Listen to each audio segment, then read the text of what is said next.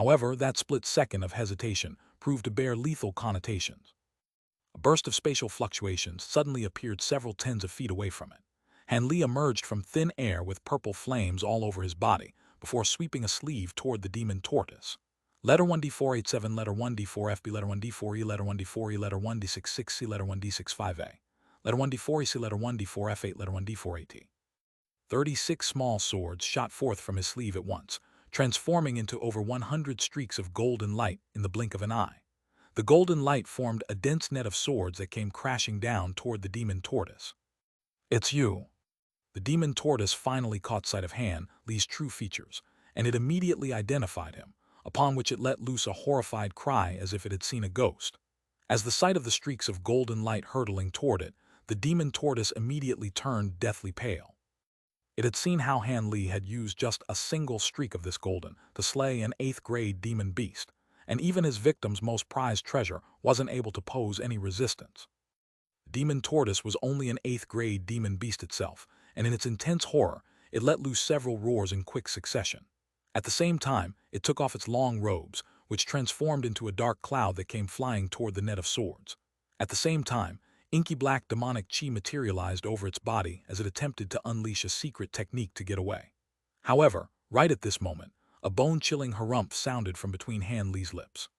The demon tortoise was immediately struck by excruciating pain, as if its spiritual sense were being torn apart. It clasped its hands over its head and let loose a blood-curdling cry as jets of black blood shot out from his ears and nose. The demon tortoise then plummeted from the sky.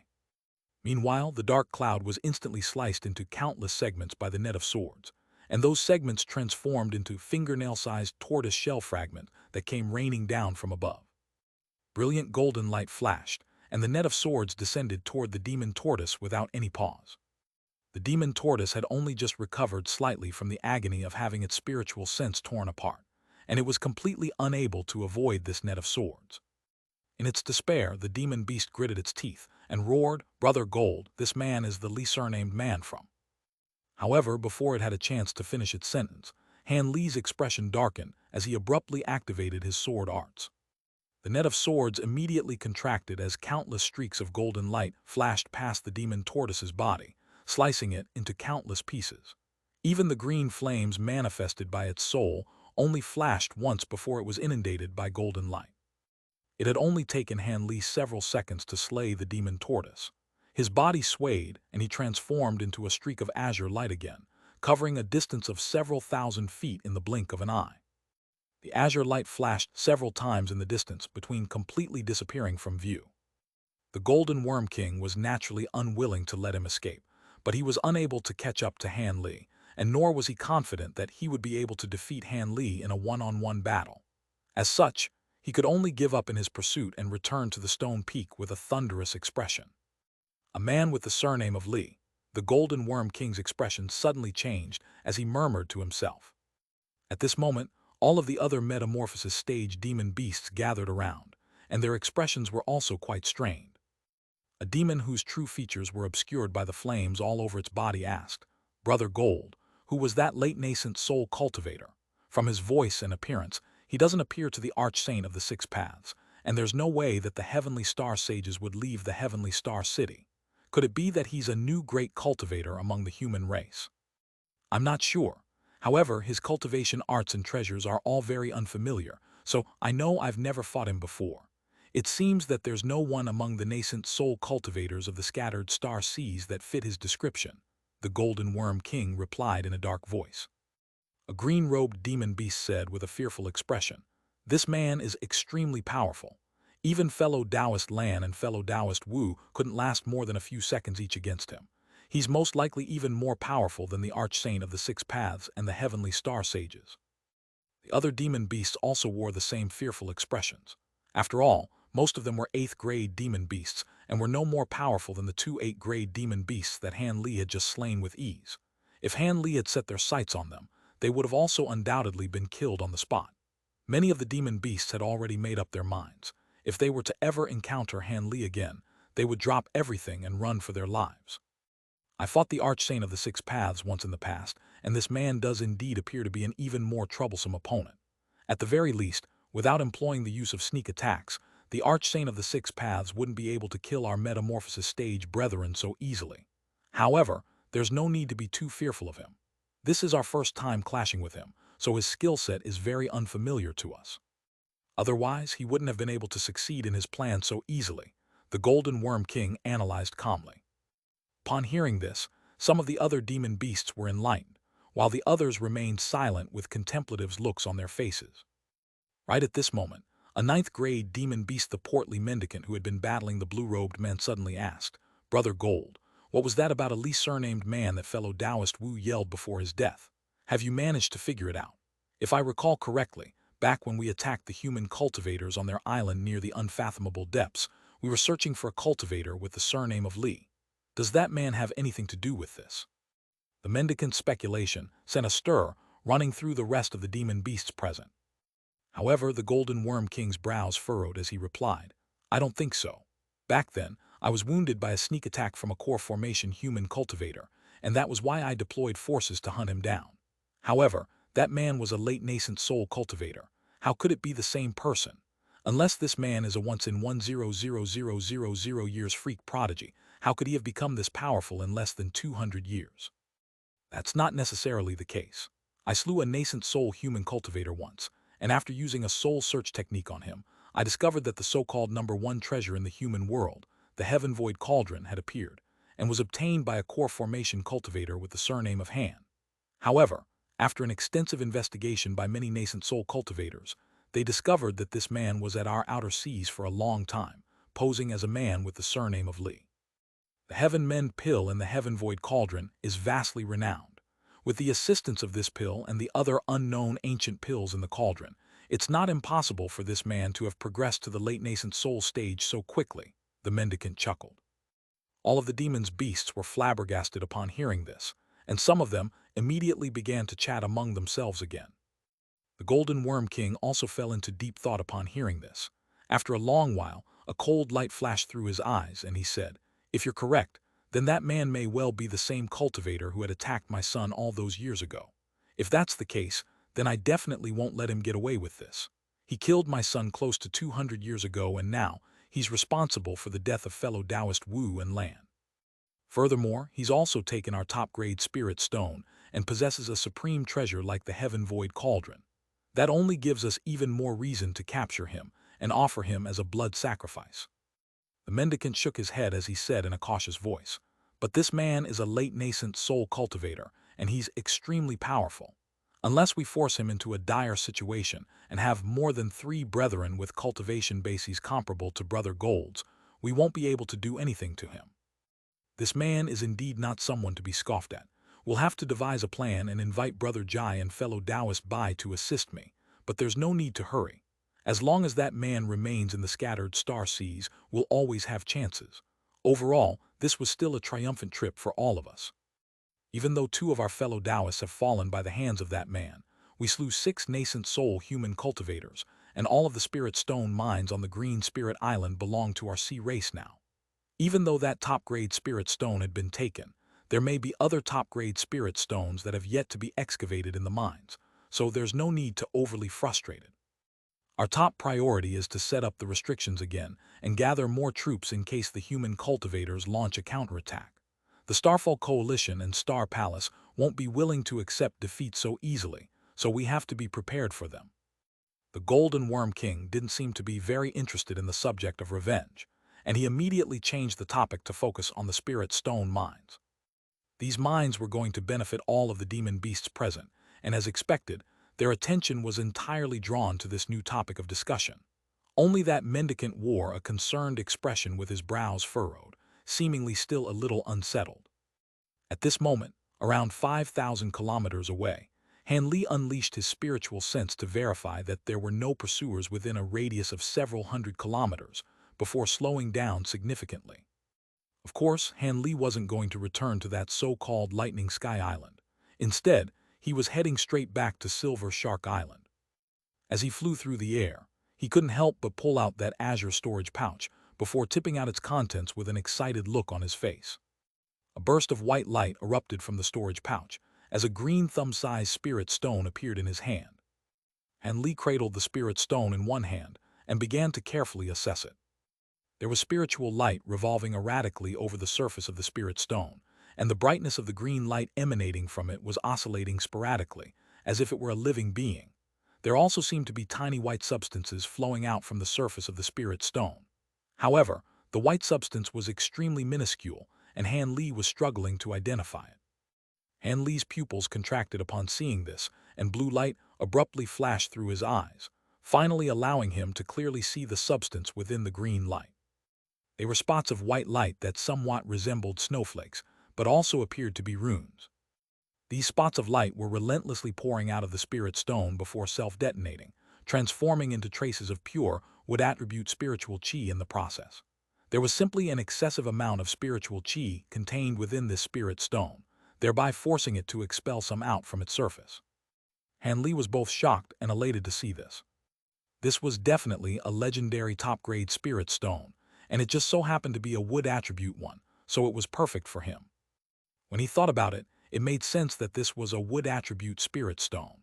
The spirit stone mines on Green Spirit Island had always yielded an abundance of wood-attribute spirit stones, so it was only to be expected that this top-grade spirit stone followed that trend. Han Li closed his eyes and briefly sensed the wood-attribute spiritual qi emanating from the spirit stone. After a while, he hesitated momentarily before azure light flashed from his 5 fingers as he attempted to absorb the immense spiritual qi within the stone. 5 thin wisps of spiritual qi poured out from the spirit stone. The spiritual qi was cool to the touch and remarkably substantial, crawling up Han Li's fingers like 5 tiny snakes. Han Li was caught off guard and given a fright as he reflexively withdrew his fingers from the spirit stone. Even so, the 5 tiny snakes still squirmed into the meridians in his arms before dissipating on their own. All of a sudden, a burst of spiritual power that was filled with exuberant vitality spread through his entire body. Han Li was immediately enshrouded by a warm yet cool sensation, making him feel extremely comfortable, as if he were floating on a cloud. So this was a top-grade spirit stone. As expected, the spiritual qi that it provided was far superior to that from high-grade spirit stones. Han Li hurriedly absorbed this influx of spiritual power with elation in his heart. Absorbing just that small amount of spiritual power had the same cultivation effect as half a month of meditation. If he were to absorb all of the spiritual power in the entire spirit stone, it would save him at least 10 years of arduous cultivation. Of course, he wasn't going to succumb to that temptation and waste such an exceptional treasure. A spirit stone that contained such an immense amount of spiritual qi naturally had to be reserved for critical junctures during breakthroughs. Han Li flipped his palm over, and a small azure box appeared. He carefully placed the top-grade spirit stone into the wooden, then plastered several talismans of different colors onto the box before stowing it away into his storage pouch. Han Li let loose an internal cry of elation as he shot forth into the distance as an azure streak of light. Several months later, Han Li was close to returning to Silver Shark Island. However, he immediately realized that something was amiss. As he approached the island, he didn't encounter so much as a single cultivator. That was very bizarre. When Han Li finally caught sight of Silver Shark Island from afar, the scene presented before his eyes made him falter involuntarily. A blue barrier of light had appeared over Silver Shark Island, and at the same time, restrictions on the island all seemed to have been fully activated. After sweeping his spiritual sense through the surrounding air, Han Li discovered that there was no one around. It was as if all of the cultivators were seeking refuge within the restrictions on the island. Han Li was rather taken aback upon making this discovery, and he also scanned through the nearby seabed with his spiritual sense. After verifying that there weren't any abnormalities present, he began to fly toward the entrance to the island with a hint of bewilderment in his heart. The fluctuations of the restriction were more steady there, so it was most likely the designated entrance of the formation. After flashing through the air a few times, Han Li reached the barrier of light, and the azure light around his body receded. He looked at the light barrier before raising a hand to send a voice transmission talisman flying into the barrier. He then hovered in the air expressionlessly, awaiting a response from the other side. "Which fellow Taoist is returning to the island at a time like this? May I know your name?" A wary male voice sounded from the other side of the light barrier. At the same time, a burst of spiritual sense scanned toward Han Li. Han Li's expression darkened as azure light erupted from his body. The spiritual sense was immediately repelled, and Han Li also lashed out at it in an offhand manner. A muffled groan rang out behind the light barrier, clearly belonging to the owner of the spiritual sense. HMPH, is my name something for juniors like you to interrogate? Hurry up and ease the restriction. I have some matters to attend to on this island, Han Li harumphed coldly. The cultivator repressed the sharp pain in his spiritual sense as he hurriedly explained. My apologies. I was not aware that you were a nascent soul stage senior. Under normal circumstances, I would naturally grant you passage without asking any questions, but a large horde of demon beasts from the nearby ocean suddenly attacked the island just a few days ago. I was sent here to guard this restriction, and I must verify the identity of all cultivators returning to the island before granting passage. Han Li recalled back to the scenes where the demon beasts had attacked Green Spirit Island, and his expression eased slightly as he said, "Is that so? How do you plan to verify my identity? Would you be able to provide me with your name and a brief introduction, senior? Alternatively, do you have any items that can prove your identity?" The cultivator behind the light barrier asked in a timid manner. Will this suffice? Han Li's brows furrowed as he raised a hand, sending a streak of golden light disappearing into the light barrier. It was none other than the guest elder badge given to him by the heavenly star sages. Please forgive me, Senior Han. I'll let you in right away. The man's surprised voice sounded from behind the light barrier. Han Li's heart stirred slightly upon hearing this, and a peculiar light flashed through his eyes, but he quickly recomposed his expression as he awaited entry into the island. A short while later, the blue light barrier before him trembled, and a small opening appeared. Han Li's body swayed, and he flew in through the opening, which slowly sealed over amid a burst of buzzing. Han Li's eyes immediately lit up as he flew into the light barrier. There were over 10 white-robed Star Palace cultivators standing in front of him, all of whom were divided into 2 rows. The azure light receded, and Han Li was revealed to these cultivators. We pay our respects to Senior Han. A middle-aged cultivator hurriedly stepped forward before extending a respectful bow to Han Li. Judging from his voice, he was the one who had been conversing with Han Li earlier. This man was a core formation cultivator, and his face was slightly pale, clearly still recovering from the spiritual sense backlash that had just been inflicted upon him. You're the only ones guarding this place. Han Li raised an eyebrow with a hint of surprise on his face. Aside from the one core formation cultivator, all of the other Star Palace cultivators were only at the foundation establishment stage. This was not a formidable force by any stretch of the imagination. The demon beasts launched an extremely fierce assault against the island a few days ago, and all of our other fellow Taoists have retired to the town within the island to rest, leaving only disciples like us to guard this place in shifts. However, please rest assured, Senior Han, the closest town to this place is only just over 50 kilometers away, and there are over 100 Star Palace disciples there who can come to reinforce us at any time, the man explained. Why are you calling me Senior Han? How do you know of me? Han Li's expression darkened as a burst of astonishing spiritual pressure erupted from his body, forcing the man to stumble back in retreat as his expression changed drastically. The man steadies himself and hurriedly replied, Senior Han, we've received portraits of your appearance several months ago from the Star Palace, and we were told to constantly be prepared to do your bidding. I see. I didn't think the 2 palace masters would pay so much attention to me.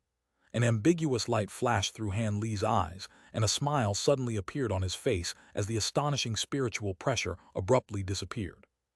The man heaved an internal sigh of relief as a fawning smile appeared on his face. Right at this moment, Han Li turned his attention deeper into the island as he asked, Have you notified everyone else of my arrival? The man gave an honest reply. I have. We were told to immediately notify the elder on the island of your arrival should you come here. I see. Han Li remained expressionless, and it was impossible to identify what he was thinking. However, a shiver suddenly ran down the man's spine as a hint of unease welled up in his heart. Right at this moment, a streak of white light appeared in the distance, rapidly approaching them. Han Li turned to look up into the sky with narrowed eyes. It's Elder Zhao coming to welcome Senior Han in person, the man hurriedly said in a fawning manner. Han Li merely nodded expressionlessly as he stood still with his arms crossed. The man was slightly surprised at the sight of Han Li's careless display. He wasn't aware of the fact that Han Li was a late nascent soul cultivator. After his spiritual sense had been repelled, He didn't dare to try and ascertain Han Li's cultivation base again, so he simply assumed that he was an early nascent soul cultivator that the Star Palace had only recently recruited. Letter 1D4F, letter 1D4FB, letter 1D486, letter 1D658, letter 1D498, letter 1D4E, letter 1D4FF, letter 1D658, letter 1D4F8, letter 1D662. The streak of white light descended before revealing an elderly man with a head of white hair. This man wore a brocade robe with a jade belt around his waist, and his brows were thin and long. He was an early nascent soul cultivator. The elderly man immediately identified Han Li from within the crowd, and his eyes lit up as he strode toward him.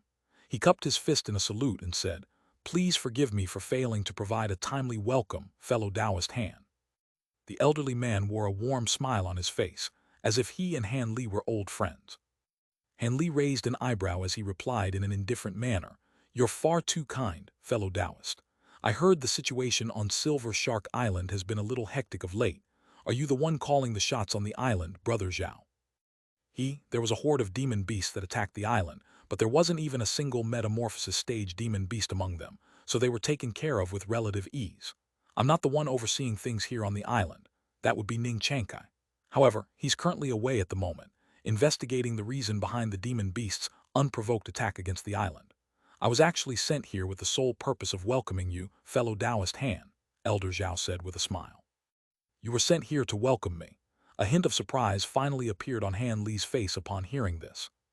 Indeed, the palace masters have asked me to pass on a message to you. They insist on meeting you again when you return to the inner seas.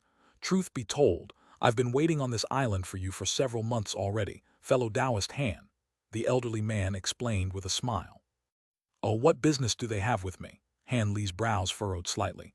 He had a feeling that there was some serious trouble brewing. This is not the place to discuss such matters. Please come with me to a quieter location, Brother Han, the elderly man suggested with a mysterious smile.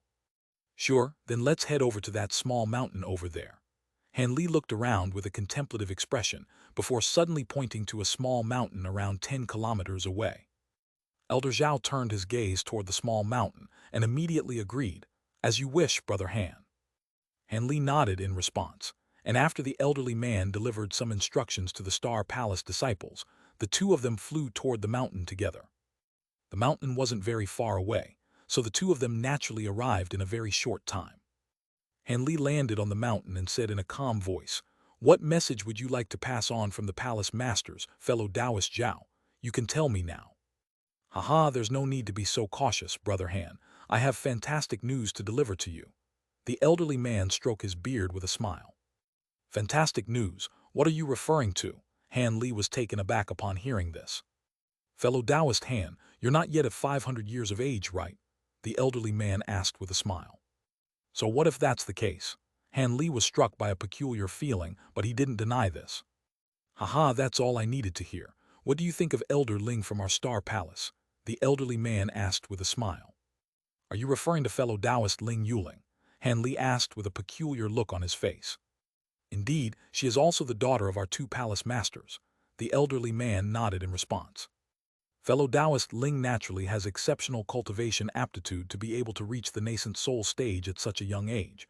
I'm not quite sure I understand what you're asking, fellow Taoist." A hint of confusion flashed through Han Li's eyes.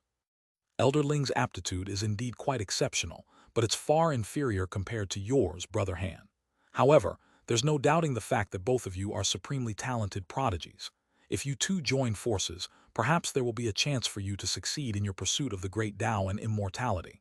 Brother Han, would you be willing to become Elder Ling's Tao companion?" Tao companion? Han Li was given a massive fright upon hearing this, and his jaw dropped straight to the ground. Indeed, both Brother Han and Elder Ling are so young with such exceptional aptitude. You two are a match made in heaven. Would you allow me to act as a matchmaker for the two of you? The elderly man wore a wide smile on his face. The astonishment on Han Li's face immediately receded as his brows furrowed.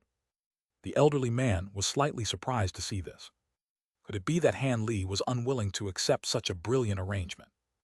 One had to realize that in the cultivation world, female nascent soul cultivators were almost non-existent, and it was even more difficult to find a female nascent soul cultivator of a similar age as Han Li.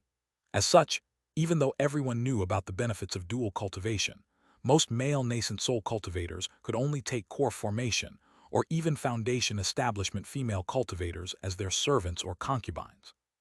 There were very few of those couples who actually became Tao companions. A female nascent soul cultivator would occasionally appear, but she would immediately be pursued by many male cultivators with similar cultivation bases. Ling Yuling was a nascent soul cultivator, an extremely beautiful one at that, and she was also the daughter of the vastly renowned Star Palace Masters. Wasn't this almost the best possible thing that could happen to Han Li? So why was it that he appeared to so reluctant to accept this arrangement? That was simply astonishing to the elderly man.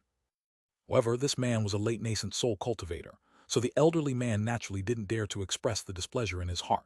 His expression remained unchanged as he continued in an enthusiastic manner. The two palace masters have said that as long as you're willing to become Elder Ling's Tao companion and live in our heavenly star city, you'll be the next master of the Star Palace for sure. In that case, you'll become the ruler of the scattered Star Sea's brother Han, and on top of that, the elderly man began to rattle off a long list of benefits that the dual cultivation arrangement could bring to Han Li, and his voice was tinged with more than a hint of envy. Han Li continued to remain silent, but the elderly man didn't have any intention of stopping anytime soon, so he could only heave an internal sigh in the end and cut him off. I'm very grateful to the palace masters for thinking so highly of me, but I must refuse this proposal. What? Please consider this carefully, Brother Han. This is an important matter, and it would be unwise to make a rash decision. The elderly man could sense from Han Li's aloof reaction that he was quite averse to the proposal. However, his heart still sank after hearing Han Li's refusal, yet he was still unwilling to give up. It would place him in a very awkward situation if he failed to complete this mission that the heavenly star sages had assigned to him. It's not that I think fellow Taoist Yuling isn't good enough for me, or that I harbor any unfavorable bias toward the Star Palace. It's just that I already have a Tao companion, and she's also a nascent soul cultivator, Han Li explained. I see, there's no helping it then. Looks like you and Elder Ling simply weren't meant to be. I still think it's quite a pity, though. The elderly man heaved a resigned sigh upon hearing this. However, he was also quite relieved that he would have an excuse to pass on to the heavenly star sages. At the same time, he was feeling rather perplexed. It seemed that in the past 100 years, there were no new female nascent soul cultivators that had appeared in the scattered star seas aside from Ling Yuling. Could it be that this man's Tao companion was also a powerful, yet obscure cultivator like him? The heavenly star sages hadn't mentioned to him that Han Li may have been a foreign cultivator. As such, he automatically assumed that Han Li was one of those cultivators who spent the majority of time cultivating in seclusion, thereby making him an obscure figure in the cultivation world. The elderly man heaved a forlorn sigh before suddenly changing the subject as he said, I won't press the issue with Elder Ling any further, but the palace masters have instructed me to pass on another message to you if you turn down the dual cultivation proposal. Would you be interested in hearing it, Brother Han? Of course, please go ahead, Han Li replied. Seeing as the Star Palace had failed to recruit him, they were naturally going to try some other tricks. This did not come as a surprise to Han Li. The elderly man suddenly adopted a more solemn expression as he said, the palace masters would simply like to meet with you again. Of course, you're free to choose the location as long as it's within or somewhere close to Heavenly Star City. The palace masters have said that they would like to discuss an important matter with you regarding a breakthrough to the deity transformation stage. I hope you can accept this proposal, Brother Han. Something related to a breakthrough to the deity transformation stage, eh? Han Li stroked his chin with a contemplative look. If it weren't for that final part of the message, he would turn down the proposal without any hesitation. However, this proposal was quite tempting and he had to think carefully about it. After all, he didn't have a single clue with regard to how he was going to progress to the deity transformation stage. Even if the process was likely going to be quite risky, he still didn't want to miss out on an opportunity like this. After contemplating for a long while, Han Li finally said, if the heavenly star sages wouldn't mind, I can meet them on that small island 1,500 kilometers north of Heavenly Star City. I'll be there on the island in the 3 days. At his current power level, as long as he wasn't trapped in an inescapable place and ganged up on by too many nascent soul cultivators at once, he didn't need to fear any ambushes or sneak attacks. As such, meeting them shouldn't incur too much risk. All right, I'll be sure to pass on your response to the palace masters. An elated expression appeared on the elderly man's face. Han Li chatted with this man for a while longer before taking his leave. The elderly man could see that Han Li wasn't interested in conversing with him any further, so he didn't try to keep Han Li. After that, Han Li headed straight toward the teleportation formation on the island. At his speed, it didn't take him long at all to reach the mountain upon which the teleportation formation was situated. Once there, he just so happened to catch sight of the burly cultivator who was guarding the teleportation formation on the previous occasion that he was here as well. The man wore a stern expression and was speaking to several cultivators. As he did so, he shook his head incessantly as if he were refusing something. Dazzling azure light flashed, and Han Li appeared in front of the group of people, seemingly out of thin air. I pay my respects to Senior Han. The berry cultivator immediately recognized Han Li, and he hurried over before extending a respectful salute. I want to go back to the inner seas. The teleportation formation is ready to go, right? Han Li asked coldly. Of course, right this way, Senior Han, the Star Palace cultivator quickly replied. Before Han Li even had to ask, he immediately handed over a teleportation talisman. Even though he had the greater teleportation medallion, Han Li still took the talisman before entering the teleportation formation. Moments later, white light erupted within the stone chamber and Han Li disappeared. The other cultivators had all put on reverent expressions in response to Han Li's arrival, and following his departure, their expressions eased in unison. One of the core formation cultivators who was familiar with the burly cultivator asked, "Brother Yu, was that senior and elder of your Star Palace? He looks quite unfamiliar to me." "He actually is. I've only met this senior on one previous occasion, and he's carrying a guest elder badge from our Star Palace. Even though no official announcement has been made, I assume he must be a new elder who's about to join our Star Palace," the burly man replied with a smug smile. "I see. Doesn't that mean your Star Palace is going to grow even more powerful now? It appears this elder is quite powerful. I wonder if he's an early nascent soul or mid-nascent soul cultivator." The core formation cultivator clicked his tongue with wonder. "I'm not too sure of that either. This senior seems to be carrying some sort of treasure that prevents people from ascertaining his cultivation base. However, I assume that he's still an early nascent soul cultivator. After all, if he were at the mid-nascent soul stage already, surely he would be more renowned," the burly cultivator speculated hesitantly. "I agree with you on that one. In any case, he's not someone that the likes of us can compare with. Tusk, 1,000-year lifespan. I wonder if we still have a chance to progress to the nascent soul stage." A cultivator with a sword strapped to his back heaved a forlorn sigh.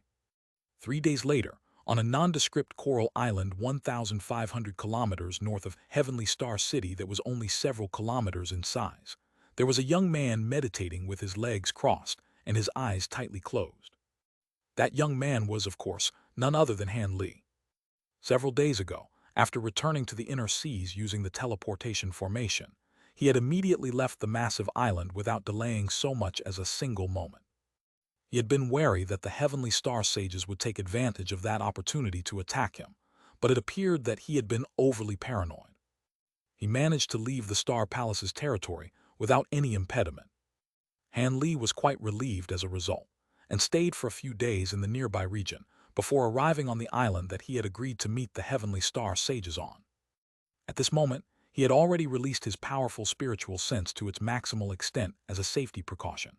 Everything within a radius of several hundred feet had been enshrouded within his spiritual sense, regardless of whether it was the seabed that lay at depths of tens of thousands of feet or the sky hundreds of thousands of feet above. All of it was within the scope of his surveillance. And Li naturally wasn't going to get complacent when faced with vastly renowned cultivators like the Heavenly Star Sages. They were a couple and both were using the same cultivation arts, so when they combined their powers, they would most likely be far more troublesome to deal with than two normal late-nascent soul cultivators. Furthermore, the divine essence-effused light was certainly no joke. It was said that it could crush all powers of the 5 elements in this world. That was clearly an exaggeration, but it wasn't too far off the mark. Han Li didn't want to lose his life over a moment of carelessness. Thus, he had made sure to establish surveillance over everything in the surrounding region prior to the arrival of the sages, in order to protect himself from any sinister intentions they could harbor. When it was close to noon, and the sun had almost reached its highest point in the sky, Han Li suddenly stirred as he opened his eyes. In the far distance, There were two spots of white light flying through the air side by side, heading directly toward the small island that he was situated on. Han Li didn't immediately rise to his feet. Instead, he turned toward that direction expressionlessly. The two approaching cultivators had clearly seen Han Li from afar, and they immediately accelerated toward the small island that he was situated on. The streaks of white light soon appeared above the island, before receding to reveal a man and a woman. The woman appeared to be around 25 or 26 years of age with skin as fair as snow and luscious black hair. She wore a vibrant green palatial dress, and her entire body was emanating a regal and esteemed aura. In contrast, the man was a white-robed scholar who appeared to be around 40 years old. His looks were very ordinary, yet his brows were as dense and dark as swords. There was a sinister aura radiating from his body, and his expression was as cold as ice. The two of them hovered in the air at altitudes of around 300 feet, appraising Han Li from above. Han Li slowly rose to his feet, and his body drifted into the air. Moments later, he was standing at the same altitude as the two of them.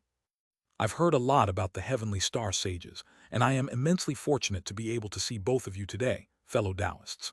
Han Li put on a smile that was neither cold nor enthusiastic. At the sight of Han Li's indifferent display, a vibrant smile appeared on the face of the woman in the palatial robes, who had seen Han Li once before, and the exuberant smile on her face presented a glorious scene akin to that of myriad flowers blossoming at once. There are only so many late-nascent soul cultivators in the scattered star seas. Seeing as you agreed to meet us, we were, of course, not going to leave you hanging. This is my Tao companion, Ling Xiaofeng. The two of us do indeed have a bit of renown, but not many people actually know our real names, the woman said. Han Li smiled and didn't say anything, yet he turned his gaze toward the man beside her. His eyes just so happened to meet Ling Xiaofeng's cold gaze, and shudders ran through both their hearts in unison.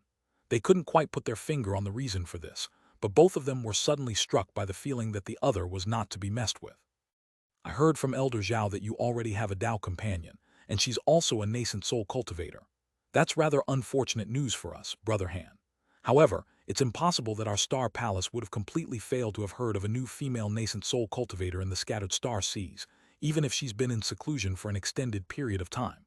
You must be from the Great Jin and not from our scattered star seas, right, Brother Han? Ling Xiaofeng asked. Han Li's expression changed slightly upon hearing this, and he exclaimed, "So the two of you have also been to the Great Jin before?" Han Li exhaled as countless thoughts flashed his mind, and he neither confirmed nor denied this notion. However, the tone of his voice led the heavenly star sages to automatically believe that their speculation rang true. The man nodded with an expression that suggested he suspected this to be the case all along. The Great Jin is known as the holy land of cultivation in the human world.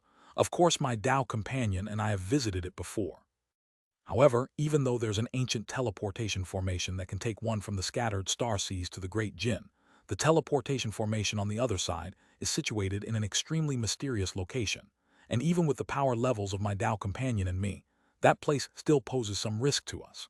As such, aside from the past masters of the Star Palace, there have been very few nascent soul cultivators from the scattered star seas who have visited the Great Jin. Of course, there aren't many people who know about this ancient teleportation formation to begin with. However, our Star Palace is located quite close to the teleportation formation, and a palace elder is permanently settled there to guard the formation. If you teleported to the scattered star seas using that formation, there's no way that the two of us would have been oblivious to your arrival. Aside from that, it's possible for someone to fly here from the Great Jin, but the journey will take upward of 10 years and will be quite a perilous one. There's almost no one who would do something so stupid. How did you get to our scattered star seas, Brother Han? Wen Qing asked with undisguised curiosity in her eyes. I merely arrived here by chance and not intentionally. As for the method through which I got here, it's very difficult to replicate, so you don't need to be concerned about anyone else emulating it. Han Li gave half of a reply and didn't elaborate any further. Ling Xiaofeng and Wen Qing looked at one another, and they could see the confusion in each other's eyes, but they did press the issue any further. The man asked, "Has Elder Zhao informed you of our objective for meeting you here?" Han Li was silent for a moment before chuckling as he said, "He did mention it. Apparently, the two of you wish to discuss with me matters regarding a breakthrough to the deity transformation stage. I naturally couldn't refuse such a tempting invitation."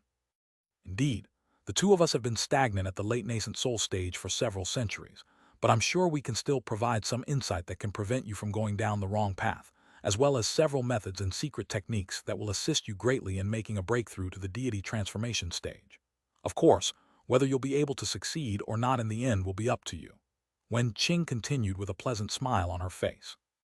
Oh, that does sound great, but surely you wouldn't disclose those secret techniques to me free of charge, right? A hint of caution flashed through Han Li's eyes. If you had agreed to become Yuling's Dao partner, then we would naturally have unconditionally presented you with this information. However, seeing as you turned down our offer, we can only strike a deal with you, Brother Han, Wen Qing said in a slightly forlorn manner. What deal would you like to propose? Han Li's eyes narrowed as he looked at Wen Qing with a calm expression. A serious look appeared on Wen Qing's face as she replied. It's quite simple.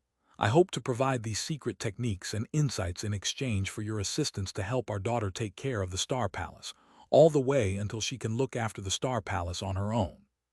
You want me to assist fellow Taoist Yuling? Han Li's brows furrowed with a contemplative expression on his face. The heavenly star sages weren't in a hurry, either. They waited patiently while Han Li digested their proposition. Fellow Taoist Ling is currently only at the early nascent soul stage, right? Han Li asked. Indeed she is. A smile reappeared on Wen Qing's face, as if she could already guess what Han Li was going to ask next. How long do you think it will take for the two of you to help fellow Taoist Yuling reach the late nascent soul? 100 years, 200 years, or even longer than that? Han Li asked. The two of us have a way to help our daughter reach the mid-nascent soul within 100 years. As for progressing to the late nascent soul stage, that's no simple matter and it'll be up to her to get there on her own, Ling Xiaofeng replied coldly. Then, do you think she'll be able to take care of the Star Palace on her own without a late nascent soul stage cultivation base? You wouldn't be expecting me to spend several hundred years of my life helping her out, would you? Han Li stroked his chin as he chuckled coldly. Wen Qing's smile stiffened slightly upon hearing this, but she quickly recomposed herself. If you think that condition is going too far, then we can change to another one. As I'm sure you're aware, the clowns at the Starfall Coalition have constantly been provoking our palace. If you can assist us in killing the Archsaint of the Six Paths and Wan Sangu, then we would also be willing to offer the aforementioned methods and secret techniques. As far as I know, you have turned many of the Starfall Coalition's nascent soul cultivators against you after obtaining the Heaven Void Cauldron, so this will be a win-win situation for both of us, Wen Qing offered with a smile.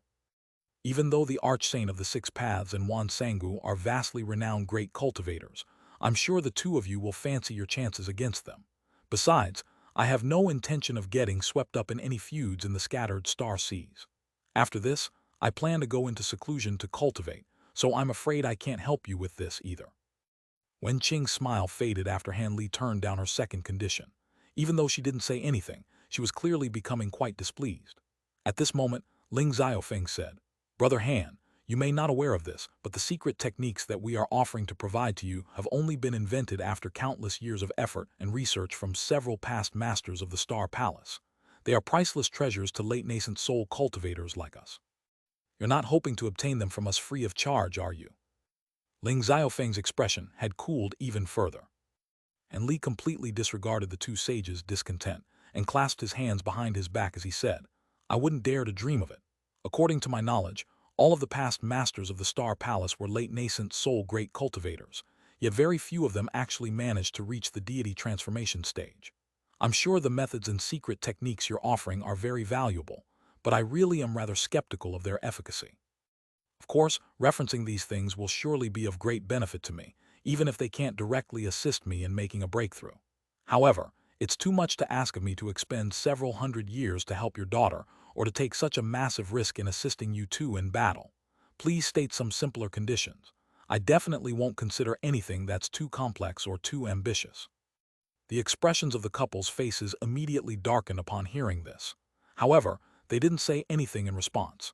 Instead, they exchanged a glance and began to communicate using voice transmission right before Han Li's eyes.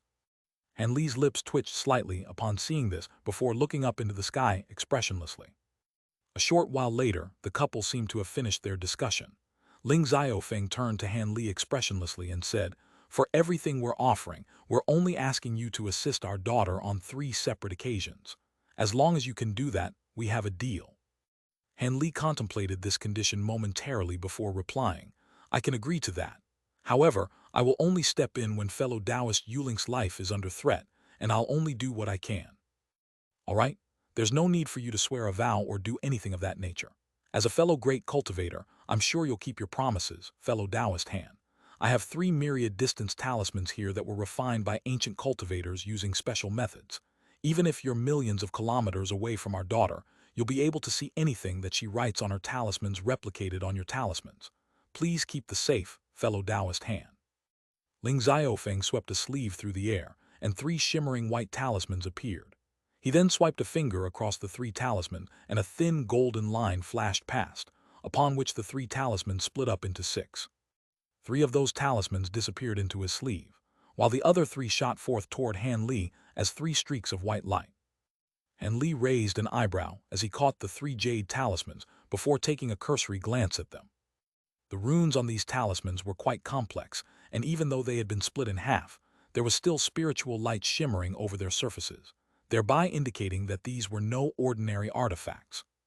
Han Li flipped his palm over and stowed them away into his storage pouch. This jade slip contains the secret techniques that will assist in a breakthrough to the deity transformation stage. With your vast knowledge and experience, I'm sure you'll be able to verify its authenticity with ease. A smile reappeared on Wen Qing's face as she raised a hand to hurl forth a streak of green light. Han Li caught the object to find that it was a palm-sized green jade slip. He nodded and immediately injected his spiritual sense into the jade slip. Sure enough, there appeared to be around 7 or 8 secret techniques and methods in there. Han Li picked one at random and began to carefully scan through it. Unbeknownst to Han Li, just as he was verifying the authenticity of the contents in the jade slip, Wen Qing took a glance at Ling Xiaofeng, and a hint of smug look appeared on her eyes. 10 minutes later, Han Li withdrew his spiritual sense from within the jade slip and said, Indeed, the content authentic and will be very useful to me. All right, if that's the case, then we have a deal. The 2 of us still have important matters to attend to, so we won't stay here any longer, Ling Xiaofeng said with an indifferent expression. Haha, this place is still part of the Star Palace's territory, so I should be the one bidding farewell to the 2 of you. Han Li chuckled as he cupped his fist in a salute. He then transformed into a streak of azure light and covered a distance of over 200 feet in a flash. The speed of his movement evoked a hint of surprise, even in the hearts of the heavenly star sages. As the azure streak of light disappeared into the distance, Wen Qing turned to her Dao companion and asked, No wonder he's so arrogant. He does indeed appear to have the skills to back himself up. What do you think? Will he fall for our trap? As long as he still wants to progress to the deity transformation stage, there's no way he won't fall for the trap. Even though all of the secret techniques we provided to him are genuine, he'll know when he puts them into practice that they'll either provide only an infinitesimal effect or be impossible to achieve at all. Only the method we provided to use the power of the 5 elements to break through the bottleneck is plausible, and at his age, if he were to begin cultivating the divine essence effused light now, he should be able to completely master it within his lifetime. Do you think he'll be willing to pass up this shortcut? A cold smile appeared on Ling Xiaofeng's face. That's true. In that secret technique, we briefly mentioned some of the divine essence effused light's special attributes and powers. Even if he isn't interested in progressing to the deity transformation stage, there's still a good chance that he'll be tempted into using this cultivation art. If he plans to cultivate the divine essence effused light, then he must draw upon the power of the divine essence effused mountain and go through the same process we went through. In that case, he'll be forced to stay in Heavenly Star City. He'll probably only realize how difficult it is to completely master the divine essence effused light close to the end of his lifespan, and that'll be countless years into the future. After such a long time, as long as Yuling can progress to the late nascent Su stage, she won't have to worry about him exacting revenge on the Star Palace. Wen Qing mused with a smile. Ling Xiaofeng was silent for a moment before he suddenly said, What if Yuling can't progress to the late nascent soul stage? She'll be in massive trouble then. Wen Qing faltered slightly upon hearing this before heaving a forlorn sigh. We've already bought so much time for her. If she still can't progress to the late nascent soul stage, then there's nothing more we can do for her. In that case, she should give up on the Star Palace and leave Heavenly Star City to become an itinerant cultivator. Without a late nascent soul stage cultivation base, it'll be very difficult for her to establish dominance over the elders of the Star Palace. Even with the trump cards we left behind for her, they won't be able to help her forever. Our top priority now is to teach Yuling the method to refine the divine essence-effused mountain. Only after taking control over the mountain will that hand brat be wary of her. Otherwise, if he really does refrain from cultivating the divine essence-effused light until after we pass away, then come to Heavenly Star City to take the divine essence-effused mountain by force, the situation will be very bad for Yuling. On the bright side, Yuling's aptitude isn't bad. If she can find a suitable Tao companion for dual cultivation, there's a good chance that she'll be able to progress to the late nascent soul stage with the help of some pills, Ling Xiaofeng analyzed. In any case, we've done everything we can to take care of this hand brat. Now, we have to get rid of the archsaint of the Six Paths and Wan Sangu in the next century or so. This is a really inconvenient juncture for the demon beasts in the outer seas to be wreaking havoc. Looks like we'll have to call a temporary truce with the Starfall Coalition and take care of these demon beasts first. Wen Qing's brows furrowed as resigned look appeared on her face, and she said, HMPH, these demon beasts must planning on revoking our agreement as no deity transformation cultivators have appeared in the inner seas for many years, and we currently have less great cultivators than in other periods as well. These demon beasts really are idiots.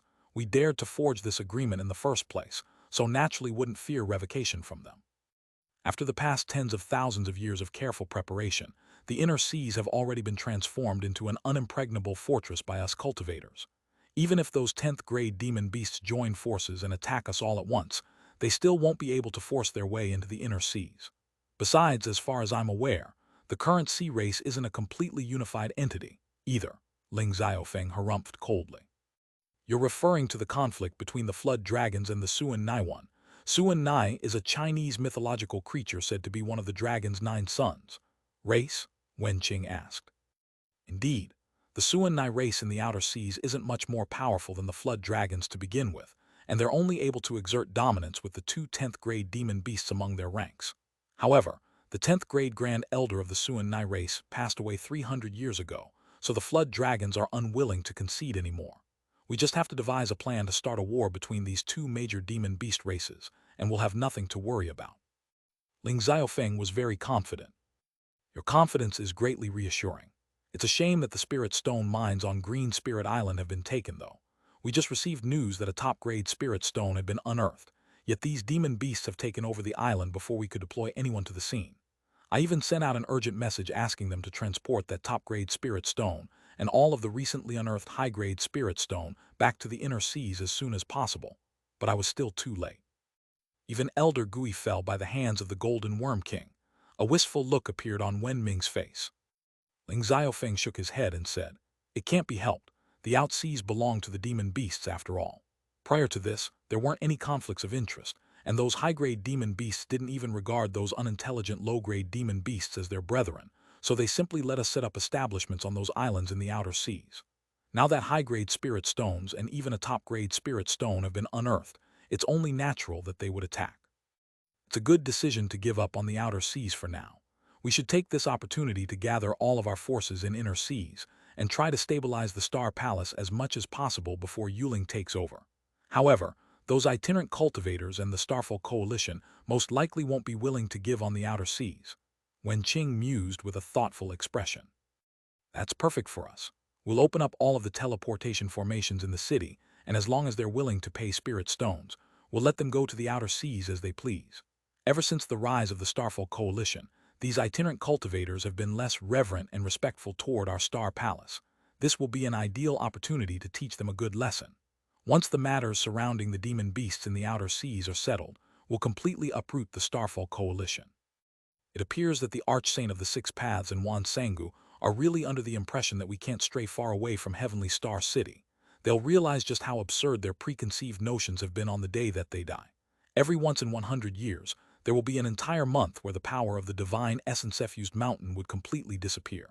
We won't be restricted by the mountain at all during that month, and when that time comes, HMPH. A vicious look appeared in Ling Xiaofeng's eye as he harumphed coldly. Indeed, it's time for me to settle my differences with the Archsaint of the Six Paths once and for all. Wen Qing's voice had also cooled significantly. Ling Xiaofeng faltered upon hearing this before his brows furrowed as he asked, Are you still hung up on what happened all those years ago? How could I not be? If it weren't for the fact that I met you, I would most likely have died long ago. If it weren't for the restriction of the divine essence effused light, I definitely wouldn't have let him get away from me during our last battle. Wen Qing's expression cooled even further as she spoke. Ling Xiaofeng was silent for a moment upon seeing this, and in the end, he could only heave a faint sigh. All right, seeing as that's the case, I'll let you put an end to the archsaint of the six paths. At the conclusion of that sentence, Ling Xiaofeng transformed into a streak of white light again and flew away in the direction they had come from. Wen Qing remained on the spot for a while longer with a furious look on her face, before also following suit. At this point, Han Li was already far away. He was naturally unaware of the fact that on just the second day after his return to the inner seas, the entire Silver Shark Island had already heard about the slaughter that had taken place on Green Spirit Island. At the same time, news of a top-grade spirit stone being unearthed from a mine on the island created a massive stir throughout the entire Scatter Star Seas. Just 2 days following Han Li's meeting with the Heavenly Star Sages, the high-grade demon beasts in the outer seas delivered an ultimatum to all of the islands on which human cultivators were residing. All humans were to leave the outer seas within 3 months, and anyone found after that would be killed on the spot. As a result, all of the itinerant cultivators and powers within the inner seas were in a state of uproar. The cultivators in the scattered star seas, the demon cores of the demon beasts in the outer seas, had become as indispensable and irreplaceable as spirit stones, and almost every power within the scattered star seas was dependent on them. There were massive profits to be gained for all of them in the outer seas, so how could they be willing to retreat so easily? Thus, countless itinerant cultivators as well as cultivators from the major powers flocked to the Star Palace and Starfall Coalition, accessing their teleportation formations to travel to the outer seas. Due to the fact that high-grade spirit stone mines and a top-grade spirit stone had been discovered on Green Spirit Island, a large proportion of cultivators chose to teleport to the region near this island. At the same time, countless demon beasts of all different grades had also gathered on Green Spirit Island. It appeared that the battle between the human cultivators and the demon beasts was imminent. Amid the chaos and turmoil, a rumor began to spread throughout the entire scattered star seas. It was said that the Heaven Void Cauldron had reappeared, and that there were mysterious pills within Cauldron that could allow a core formation cultivator to progress to the late nascent soul stage in less than 200 years. No one knew where this rumor had originated from, but it was quickly gaining traction among all of the human cultivators. Devil Lake Island was a nondescript island situated on the outskirts of the inner seas. The only ones who were aware of its location were the itinerant cultivators who resided on the other nearby islands. The reason why this island remained in the memories of these cultivators and was given such a peculiar name was because there was a material that could be found on the island, a material known as green copper that was produced in several lakes on the island. The material wasn't very rare nor valuable, but it was essential for refining several types of unique treasures. As such, some low-grade cultivators would occasionally travel to this island to secure this material. Perhaps it was due to the fact that these lakes contained large quantities of green copper, but in any case, all of the lakes were as green as jade, far greener than the water in a normal lake. Furthermore, if a mortal were to fall into the river, they would be able to float without doing anything. Letter 1D5F3, letter 1D69B, letter 1D5F2, letter 1D556, letter 1D6A0, letter 1D68E, letter 1D68C, letter 1D698, letter 1D426. As such, the coin term of Devil Lake gradually became popular in the region around the island. However, this island only had scarce forestry and no spirit veins, so it received very few visitors.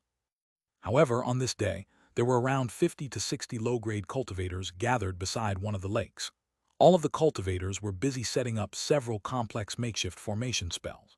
Most of these cultivators were at the chi condensation stage, and there were only around 6 or 7 foundation establishment cultivators among them. In the air above the center of the lake, there were 3 core formation cultivators gathered, and they were discussing something quietly among themselves. A wrinkly gray-robed elderly man turned to the other 2 with a dejected frown and said, "Junior Marshal Brother Lei, we're not going to fail again this time, are we?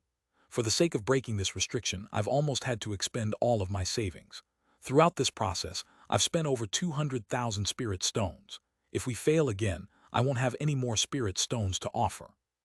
A handsome blue-robed man harumphed in reply, "HMPH, you're exaggerating things far too much, Senior Marshal Brother Wu. You're the wealthiest among all three of us. The gold inscription pavilion you own is extremely renowned in this surrounding region, so how could you possibly be unable to spare these spirit stones? You may be unaware of this, Junior Marshal Brother Lay. Even though business appears to be booming for my gold inscription pavilion, it's actually only barely holding on in the face of competition from larger shops like the Fire Cloud Pavilion. The gray-robed man heaved a long sigh with a forlorn expression on his face. There's no need to tell us a sob story, Senior Marshal Brother Wu. Your gold inscription building has been running for a long time, and if there were no profits to be gained from it, why haven't you closed it down already? The final cultivator of the three was a gorgeous red-robed woman. She had a supple backside coupled with a voluptuous chest, and her large, watery eyes seemed to be capable of captivating one's soul. The gold inscription pavilion was quite profitable in its earlier years, but that was only when Master was still around. Ever since Master Man disappeared over 100 years ago, the other larger shops have been exerting a lot of pressure on me, seeing as I no longer have a nascent soul cultivator as my backer. The first few years were all right as they were still wary of a potential return from Master Man.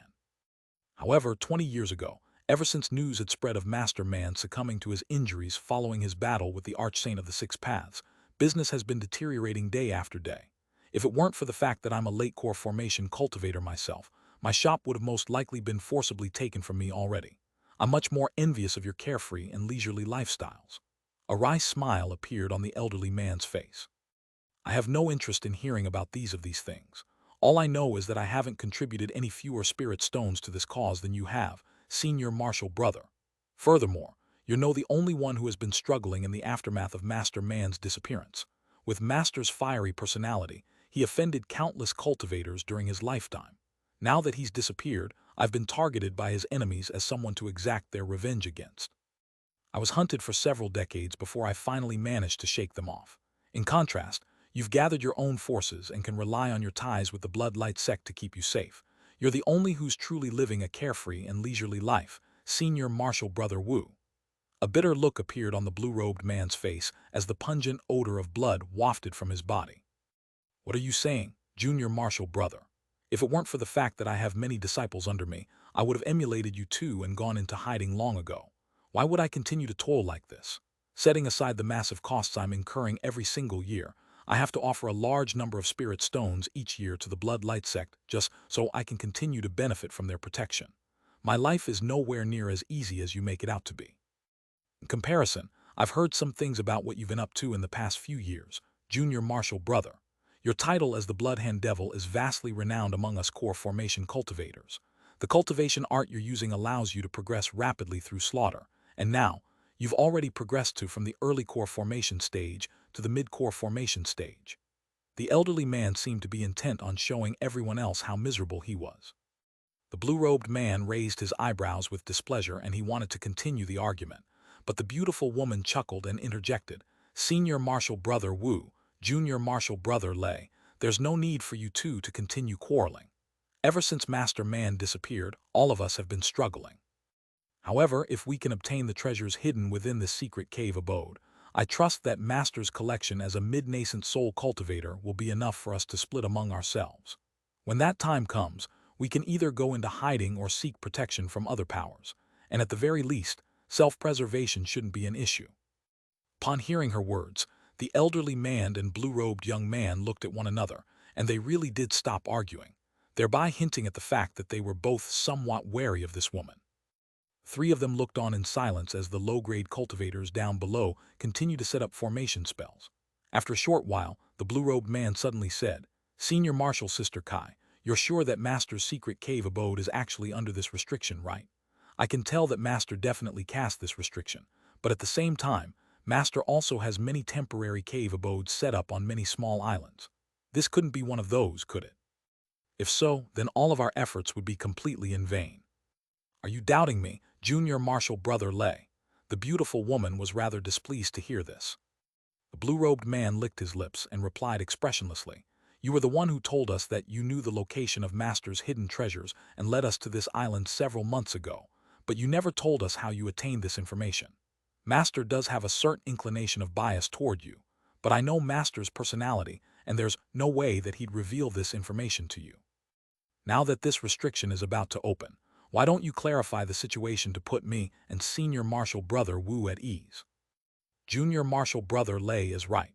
We received no news from you for years on end, yet you suddenly came to us out of the blue and led us to this island. You can't blame us for being suspicious, the gray-robed man chimed in calmly. So what's it going to be?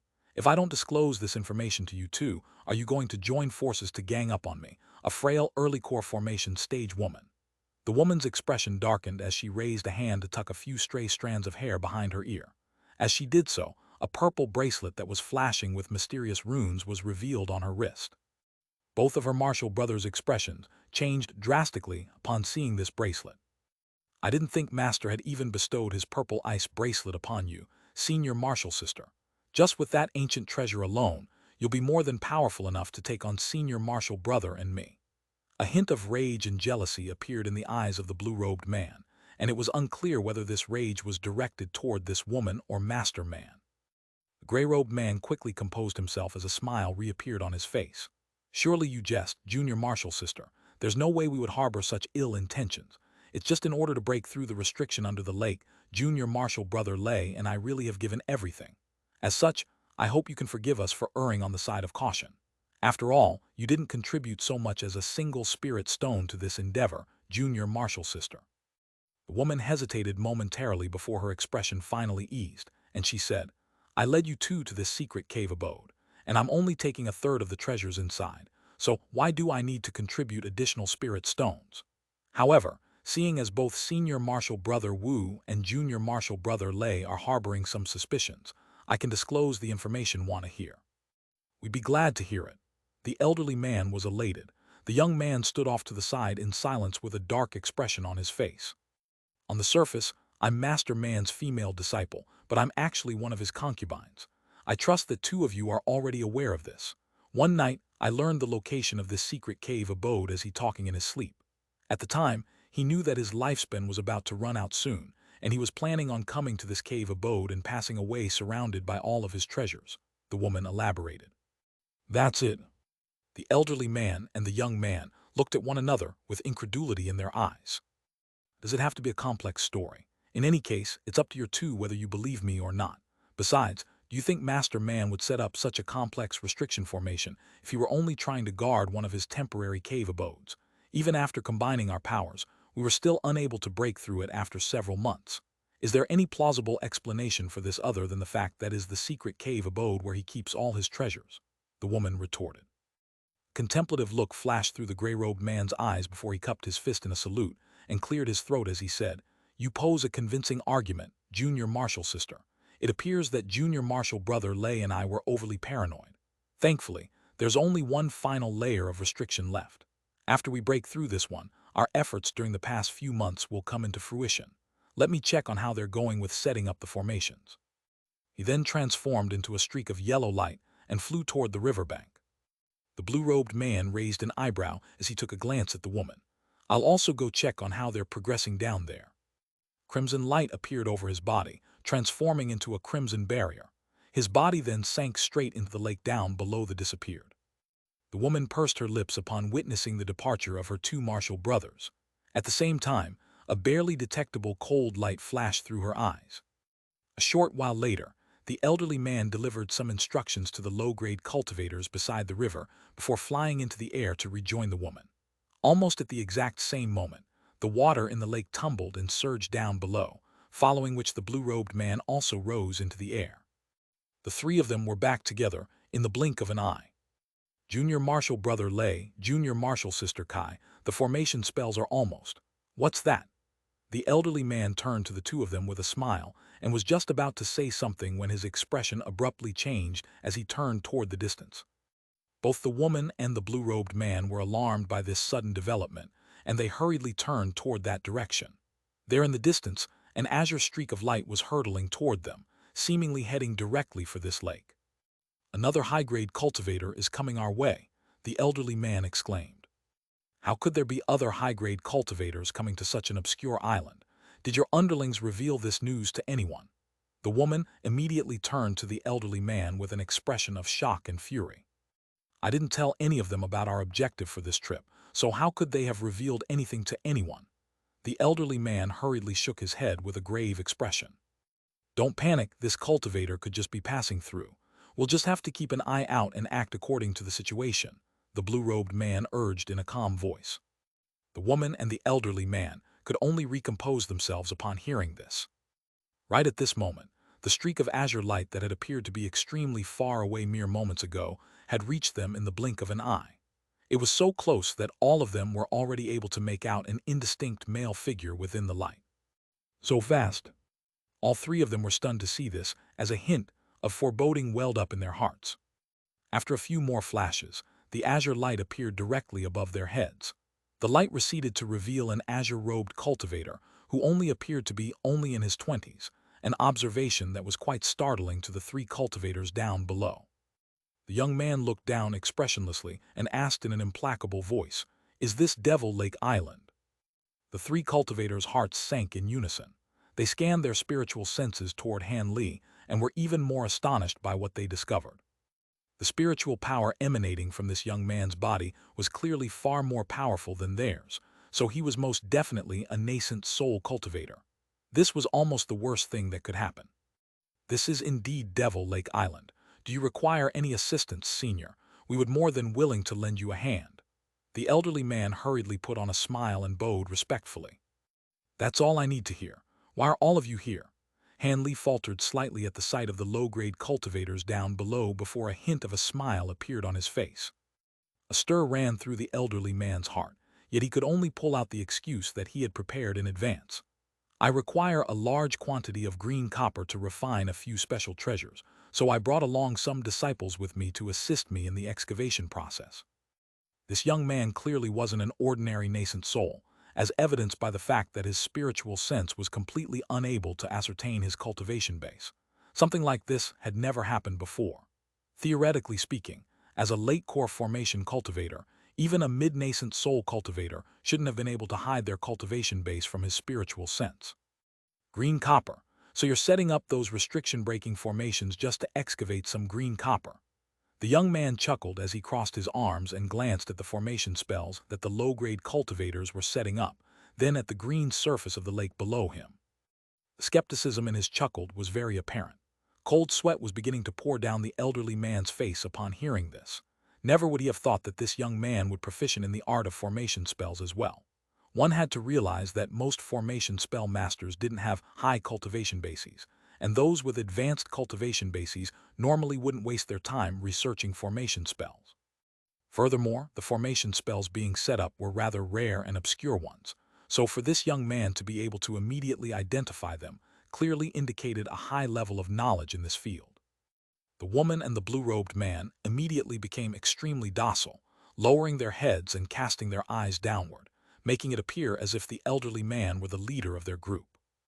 As such, the elderly man had no choice but to deal with this young man on his own, and he was fuming internally by this betrayal. After all, there were very few nascent soul cultivators with amicable personalities, so his situation was an extremely perilous one. "Please don't misunderstand, Senior. I'm quite interested in formation spells as well, and I wanted to set these up to test their effects." The elderly man floundered for a split second before inventing a rather plausible excuse. The young man's expression remained unchanged upon hearing this. He looked down at the three of them and suddenly said something that gave them a massive fright. "In what way are the three of you related to Man Husey?" "I don't know what you mean, Senior." The woman raised her head in response. "The cultivation arts you're using are different, but all of them clearly contain traces of Man Husey's heaven-bearing devil arts. Other people may not be able to discover this, but if you're trying to fool me, hee." The young man chuckled. Seeing as they were unable to lie their way out of this, the blue-robed man took a deep breath and finally admitted, "Do you recognize our master, Senior?" Expressions of unease appeared on the faces of the elderly man and the woman upon hearing this. "I've only met him on a few occasions. You three are trying to obtain the treasures under this lake, right?" Man Husey proclaimed that he was the only one who knew the location of his treasure cave, but the three of you have suddenly popped up here. Either he intentionally tried to deceive me, or the three of you must have learned his secret through an alternative avenue, the young man mused to himself. His words were like claps of thunder, exploding in the ears of the three cultivators down below, immediately rooting them to the spot. Even though they all had a very bad feeling about this, none of them could do anything. If this young man were a core formation cultivator, the three of them would immediately join forces to kill him. However, he was a nascent soul cultivator, someone far too powerful for them to kill.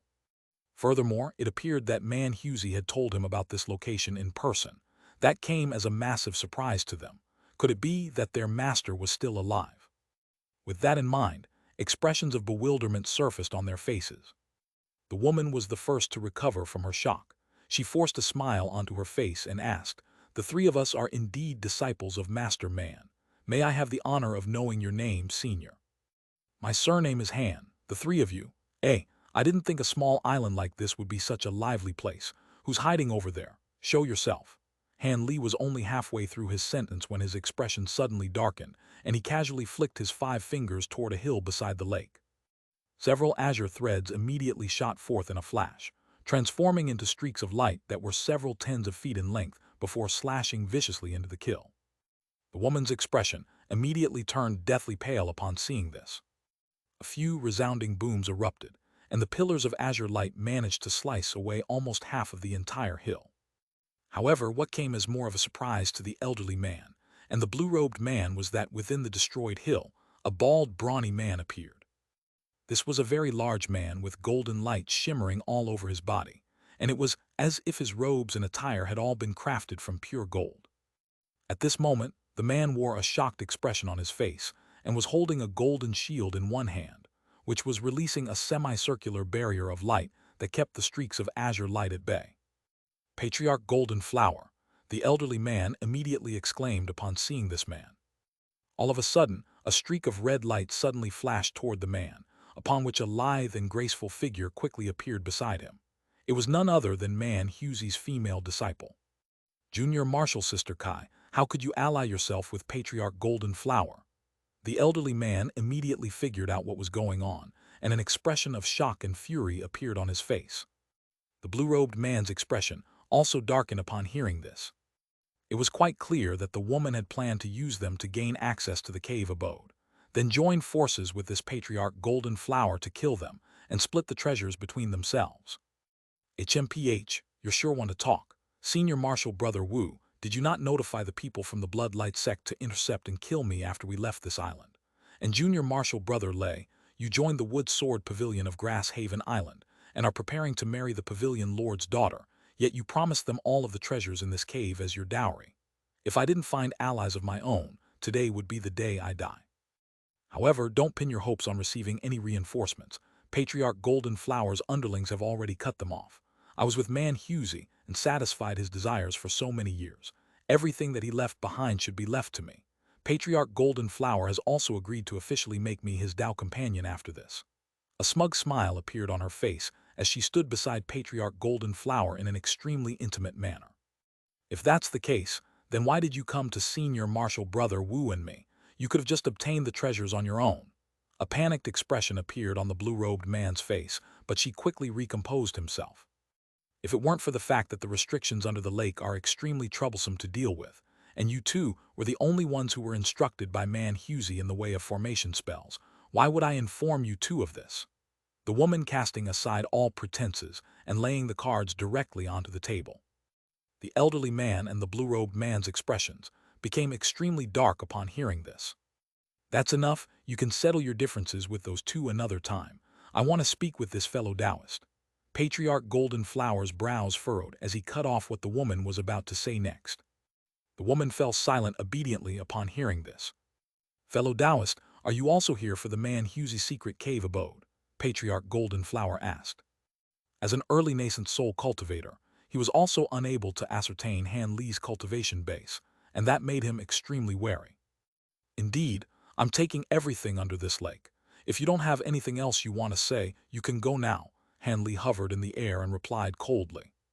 Patriarch Golden Flower was instantly enraged upon hearing this. At the same time, his heart jolted with a hint of shock. The fact that Han Li was speaking in such a bold manner clearly indicated that he was extremely confident in his abilities. With that in mind, he suppressed the rage that had ignited in his heart and adopted a stern expression as he said, "You sure can talk big, fellow Taoist. Are you planning to send me on my way so you can take all of the treasures here for yourself? Patriarch Golden Flower's voice had suddenly become rather unpleasant. Oh, are you interested in a share as well? Han Li turned to him with a slight smile on his face. I can't say I personally know all of the renowned cultivators in the scattered star seas, but I certainly know all of their voices or appearances off by heart, yet I've never heard of anyone like you. Wait, you seem to be a little familiar. Patriarch Golden Flower responded coldly at first before carefully surveying Han Li again, upon which his brows furrowed, and a hint of bewilderment appeared in his eyes. Han Li's pupils contracted abruptly upon hearing this, and a cold light as sharp as daggers appeared in his eyes. Seeing as you've claimed the treasures here, I'll leave Man Husey's cave abode to you. Let's go. After a moment of contemplation, a thought suddenly occurred to Patriarch Golden Flower, upon which expression changed minutely and he suddenly decided to back down. The three core formation cultivators present were all slightly flabbergasted by this turn of events. Golden light shimmered from around his body, sweeping up the woman beside him without any explanation, as he prepared to fly into the distance. However, right at this moment, Han Li suddenly raised his hand without any premonition. A burst of azure light shot forth from his hand, crashing violently toward Patriarch Golden Flower's head in a flash. As such, this Patriarch Golden Flower's attempt to escape was naturally thwarted. In his shock and fury, he let loose a loud roar as he summoned his golden shield again, which transformed into a barrier of golden light before him. Following a resounding boom, a ball of golden light exploded in the air, emitting such piercing light that everyone was forced to reflexively close their eyes and hurtle back in retreat, not daring to stare directly into the light in fear of being blinded. However, after the light receded, Patriarch Golden Flower's stumbling figure was revealed. The golden shield before him had been damaged, yet the woman behind him was completely unscathed. He had managed to block Han Li's attack. What are you doing, fellow Taoist? I've already left all of the treasures here to you, so why are you still attacking me? Patriarch Golden Flower roared with an enraged expression. Why, you think I'll let you go after you've identified me? Han Li chuckled coldly. Killing intent welled up in his heart, and he didn't waste any more time with words as he slapped the storage pouch hanging from his waist.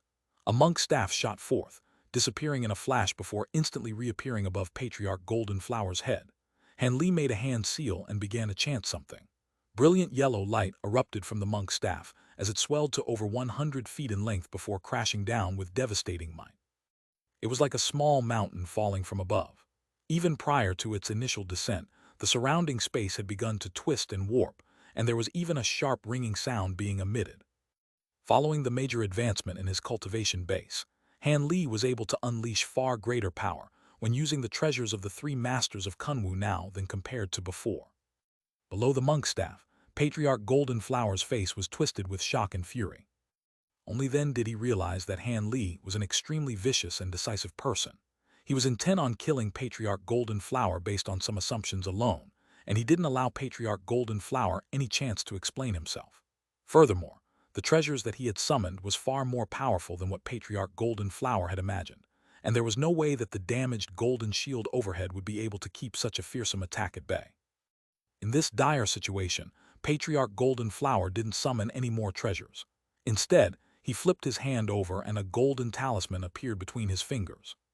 He waved a hand through the air and uttered a peculiar chant before spinning on the spot, upon which large swathes of dazzling golden light immediately erupted from his body. The monk's staff came crashing down, and the golden light transformed into countless fist-sized flowers, creating a dense canopy that completely submerged Patriarch Golden Flower and the woman. Yellow and golden light clashed, resulting in an earth-shattering boom. Immediately thereafter, all of the light faded, leaving only a massive crater in the ground. Patriarch Golden Flower and the woman were nowhere to be seen. Han Li faltered slightly upon seeing this before giving a cold harumph as he released his spiritual sense in all directions around him. Letter 1D4 BB, letter 1D4 5F, letter 1D626, letter 1D626, letter 1D638, letter 212F, letter 1D624, letter 1D630, letter 1D628. He then abruptly slashed a hand behind him, and a massive streak of azure light was sent hurtling into a certain spot in the air. A dull thump rang out as golden flowers appeared from thin air. Patriarch Golden Flower emerged from space while hugging the woman to his side with one arm. The golden flowers before him were shuddering sporadically, yet he had managed to ward off Han Li's sword chi attack. Han Li raised an eyebrow as he carefully assessed these golden flowers with a hint of surprise in his eyes. Due to the fact that he had cultivated the Azure Essence sword art, his cultivation base was far superior compared to that of normal late-nascent soul cultivators. As such, even a burst of Azure Essence sword chi that was unleashed as an offhand attack was devastatingly powerful. However, this Patriarch Golden Flower was able to block it with ease through the use of a talisman. That was rather perplexing to Han Li. Impossible, how did you detect my location? Even a mid-nascent soul cultivator shouldn't be able to do that. In contrast, Patriarch Golden Flower was far more surprised than Han Li. HMPH, your talisman is rather interesting, but you're dreaming if you think you can sneak away right under my nose, Han Li said in a cold voice. He then raised his hand toward the monk's staff in the distance. The treasure immediately hurtled toward Patriarch Golden Flower again at his behest. A vicious light appeared on Patriarch Golden Flower's face upon seeing this. He waved his golden talisman through the air and transformed into golden flowers again to evade the attack, reappearing nearby in the next instant. He then abruptly cast the woman aside. He let loose a thunderous roar. "Han bastard, I've been making concessions this entire time, yet you still insist on killing me. Do you really think you can defeat me just because you have that heaven void cauldron? I'm going to show you my true power." He then patted the storage pouch hanging from his waist, and a burst of black chi containing a certain spirit beast emerged from within. Soon, the spirit beast was revealed to be a strange bird over 10 feet in size. The bird had black chi coiling around its entire body and a pair of green eyes. It had a fleshy crest that was bright red in color growing on its head, and its appearance was extremely hideous. As soon as it appeared, it began to utter an extremely unpleasant noise as it stared viciously at Han Li, seemingly possessing enough intelligence to identify the fact that Han Li was the enemy. "A ghost dove, you keep things like this around." Han Li clicked his tongue in wonder, but he wasn't panicked nor flustered in the slightest. He also patted a pouch hanging from his waist, and cries of an ape rang out from within. A black streak of light shot forth before spinning in the air, revealing a small monkey with gleaming black fur. It was none other than the Weeping Soul Beast. The beast rose to its feet in an unsteady manner, seemingly still a little dizzy and disoriented. However, its eyes immediately lit up with elation at the sight of the ghost dove nearby. Black light flashed, and the beast's body swelled drastically, transforming into a massive black ape over 100 feet tall in the blink of an eye. Its mouth was filled with sinister fangs, and its eyes emitted a cold light as it thumped its massive fists into its chest. A thunderous roar then erupted from its mouth, and it was as if it were a fiend celestial descending upon this world. Patriarch Golden Flower immediately drew a sharp breath upon seeing this. In the face of the giant ape, the aggressive ghost dove's wings tremored erratically as an extremely fearful expression appeared on its face. It was circling in the air above Patriarch Golden Flower's head, and it didn't dare to attack. At this moment, Han Li nonchalantly swept his sleeve through the air, from within which two small golden swords shot forth. The swords transformed into two streaks of light around 10 feet in length each, before flying through the air toward Patriarch Golden Flower. At the same time, the monk's staff began to crash toward Patriarch Golden Flower again at Han Li's behest. Patriarch Golden Flower's heart sank upon seeing this. He gritted his teeth and blasted a small golden clock out from his mouth. He then patted his storage pouch again, and two bursts of green light emerged, transforming into a pair of green jade hooks after revolving in the air. Green light flashed, and one of the jade hooks flashed past Patriarch Golden's hand, soundlessly slicing off 2 fingers, yet no blood was drawn. Patriarch Golden Flower cast an incantation seal in his heart, and the 2 fingers flew toward the ghost dove as 2 bursts of crimson light. The ghost dove let loose a ghastly cry before accepting the crimson light into its mouth. Upon doing so, the black chi all over its body surged, and its body swelled to twice its original size, taking it to 20 feet. At the same time, its green eyes lost their former clarity and instantly turned into a crimson color. Following its transformation, the bird no longer feared the Weeping Soul Beast, and it spread its wings as black chi poured forth from its mouth, taking the initiative to instigate a battle with the giant ape. As for those 2 green jade hooks, they had transformed into 2 streaks of green light that were keeping the 2 golden flying swords at bay. At the same time, the small golden clock tolled to send a golden sound wave surging through the air, thereby warding off the massive monk's staff as well. Patriarch Golden Flower heaved an internal sigh of relief upon seeing this. However, right at this moment, a hint of a deriding sneer appeared on Han Li's face. As the ghost dove reached the air above the massive ape, it blasted forth two bursts of black chi from above. The massive ape harumphed, and a burst of yellow light suddenly swept through the air from its nostrils. The light flashed once before wrapping the ghost dove within it. The light then tumbled violently, and the ghost dove was only able to utter a howl of anguish before it was reduced to a ball of black chi, which the massive ape gladly swallowed. Patriarch Golden Flower was petrified upon seeing this. He had anticipated that the ghost dove wouldn't be able to match the giant ape in battle, but never would he have thought that it would be eaten after just a single exchange. He had bred the ghost dove according to a ghostly cultivation secret technique that he had obtained by chance, and only managed to refine it after expending a vast amount of time and effort. It was said that this bird was born with a pair of ghostly eyes that could repel yin spirits and evil ghosts, and that it was proficient in a captivation secret technique that could launch invisible attacks against the enemy. In the case of normal cultivators, as long as the ghost dove was able to fly above their heads and blast out a burst of yin chi, the victim's soul would suffer severe backlash.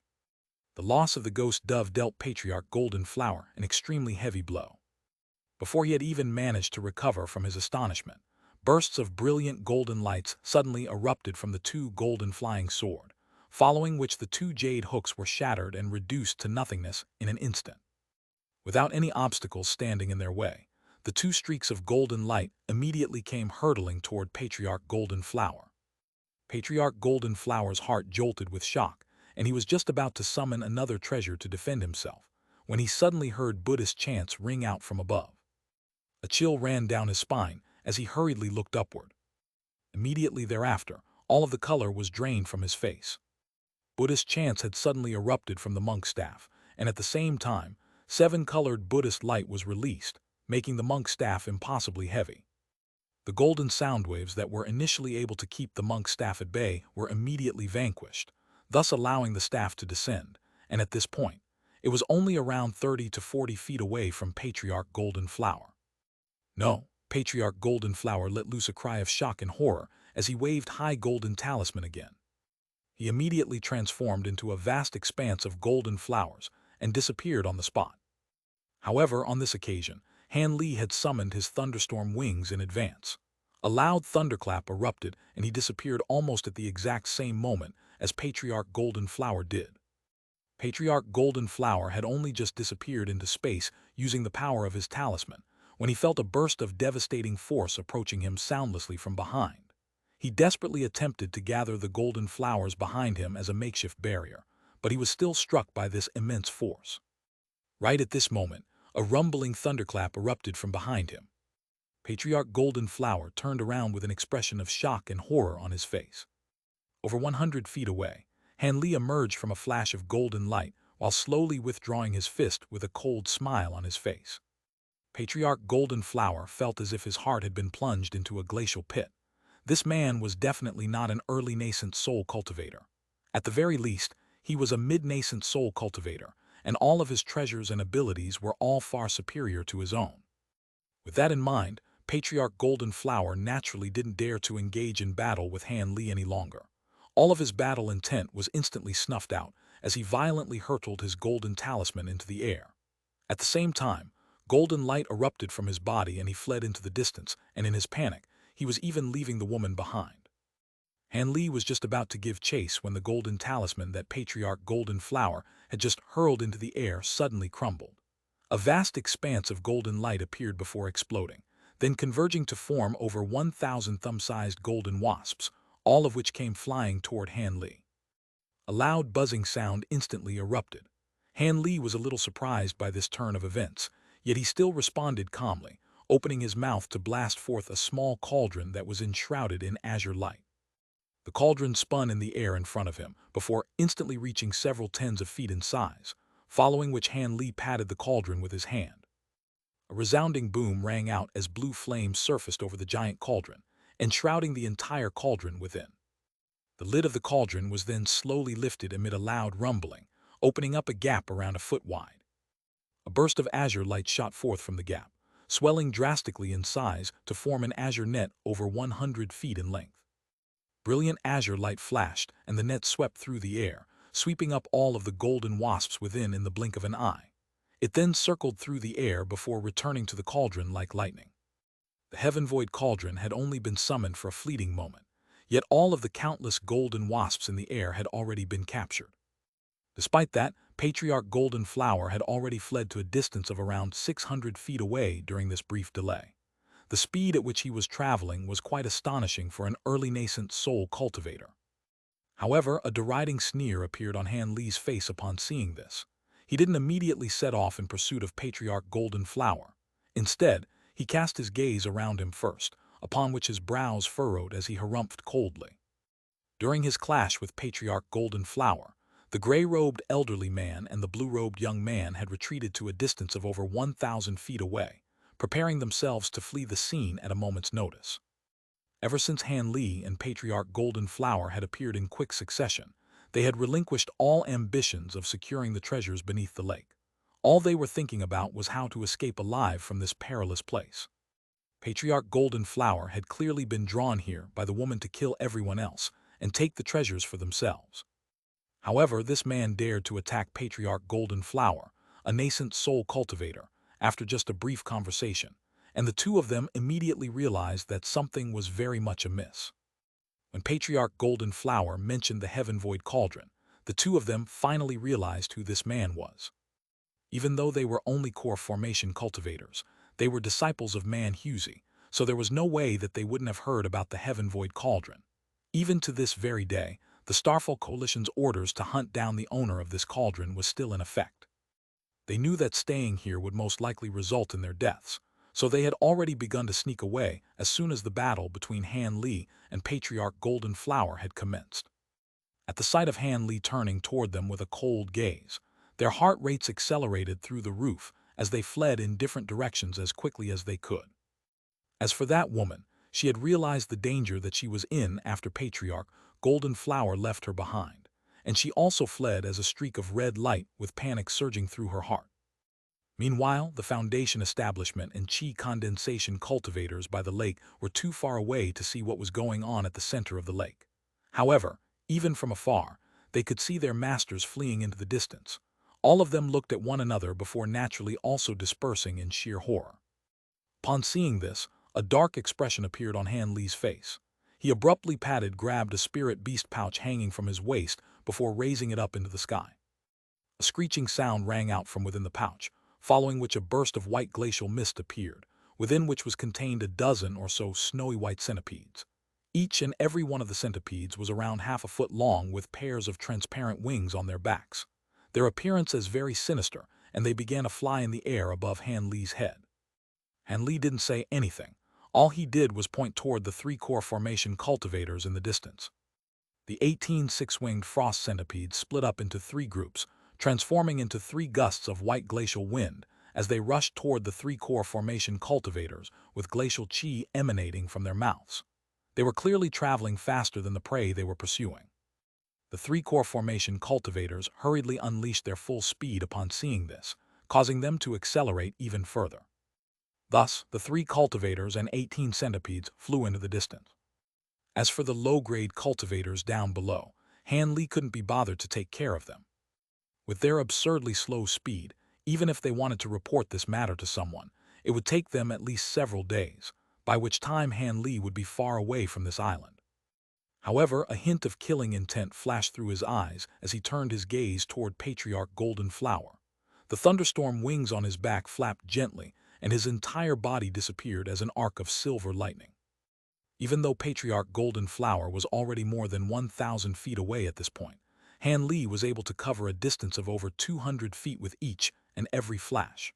After around only 6 or 7 flashes, he had already appeared in the air above Patriarch Golden Flower. He immediately raised a hand, and a vast expanse of purple flames shot forth, transforming into a massive hand that came crashing down from above. Arg!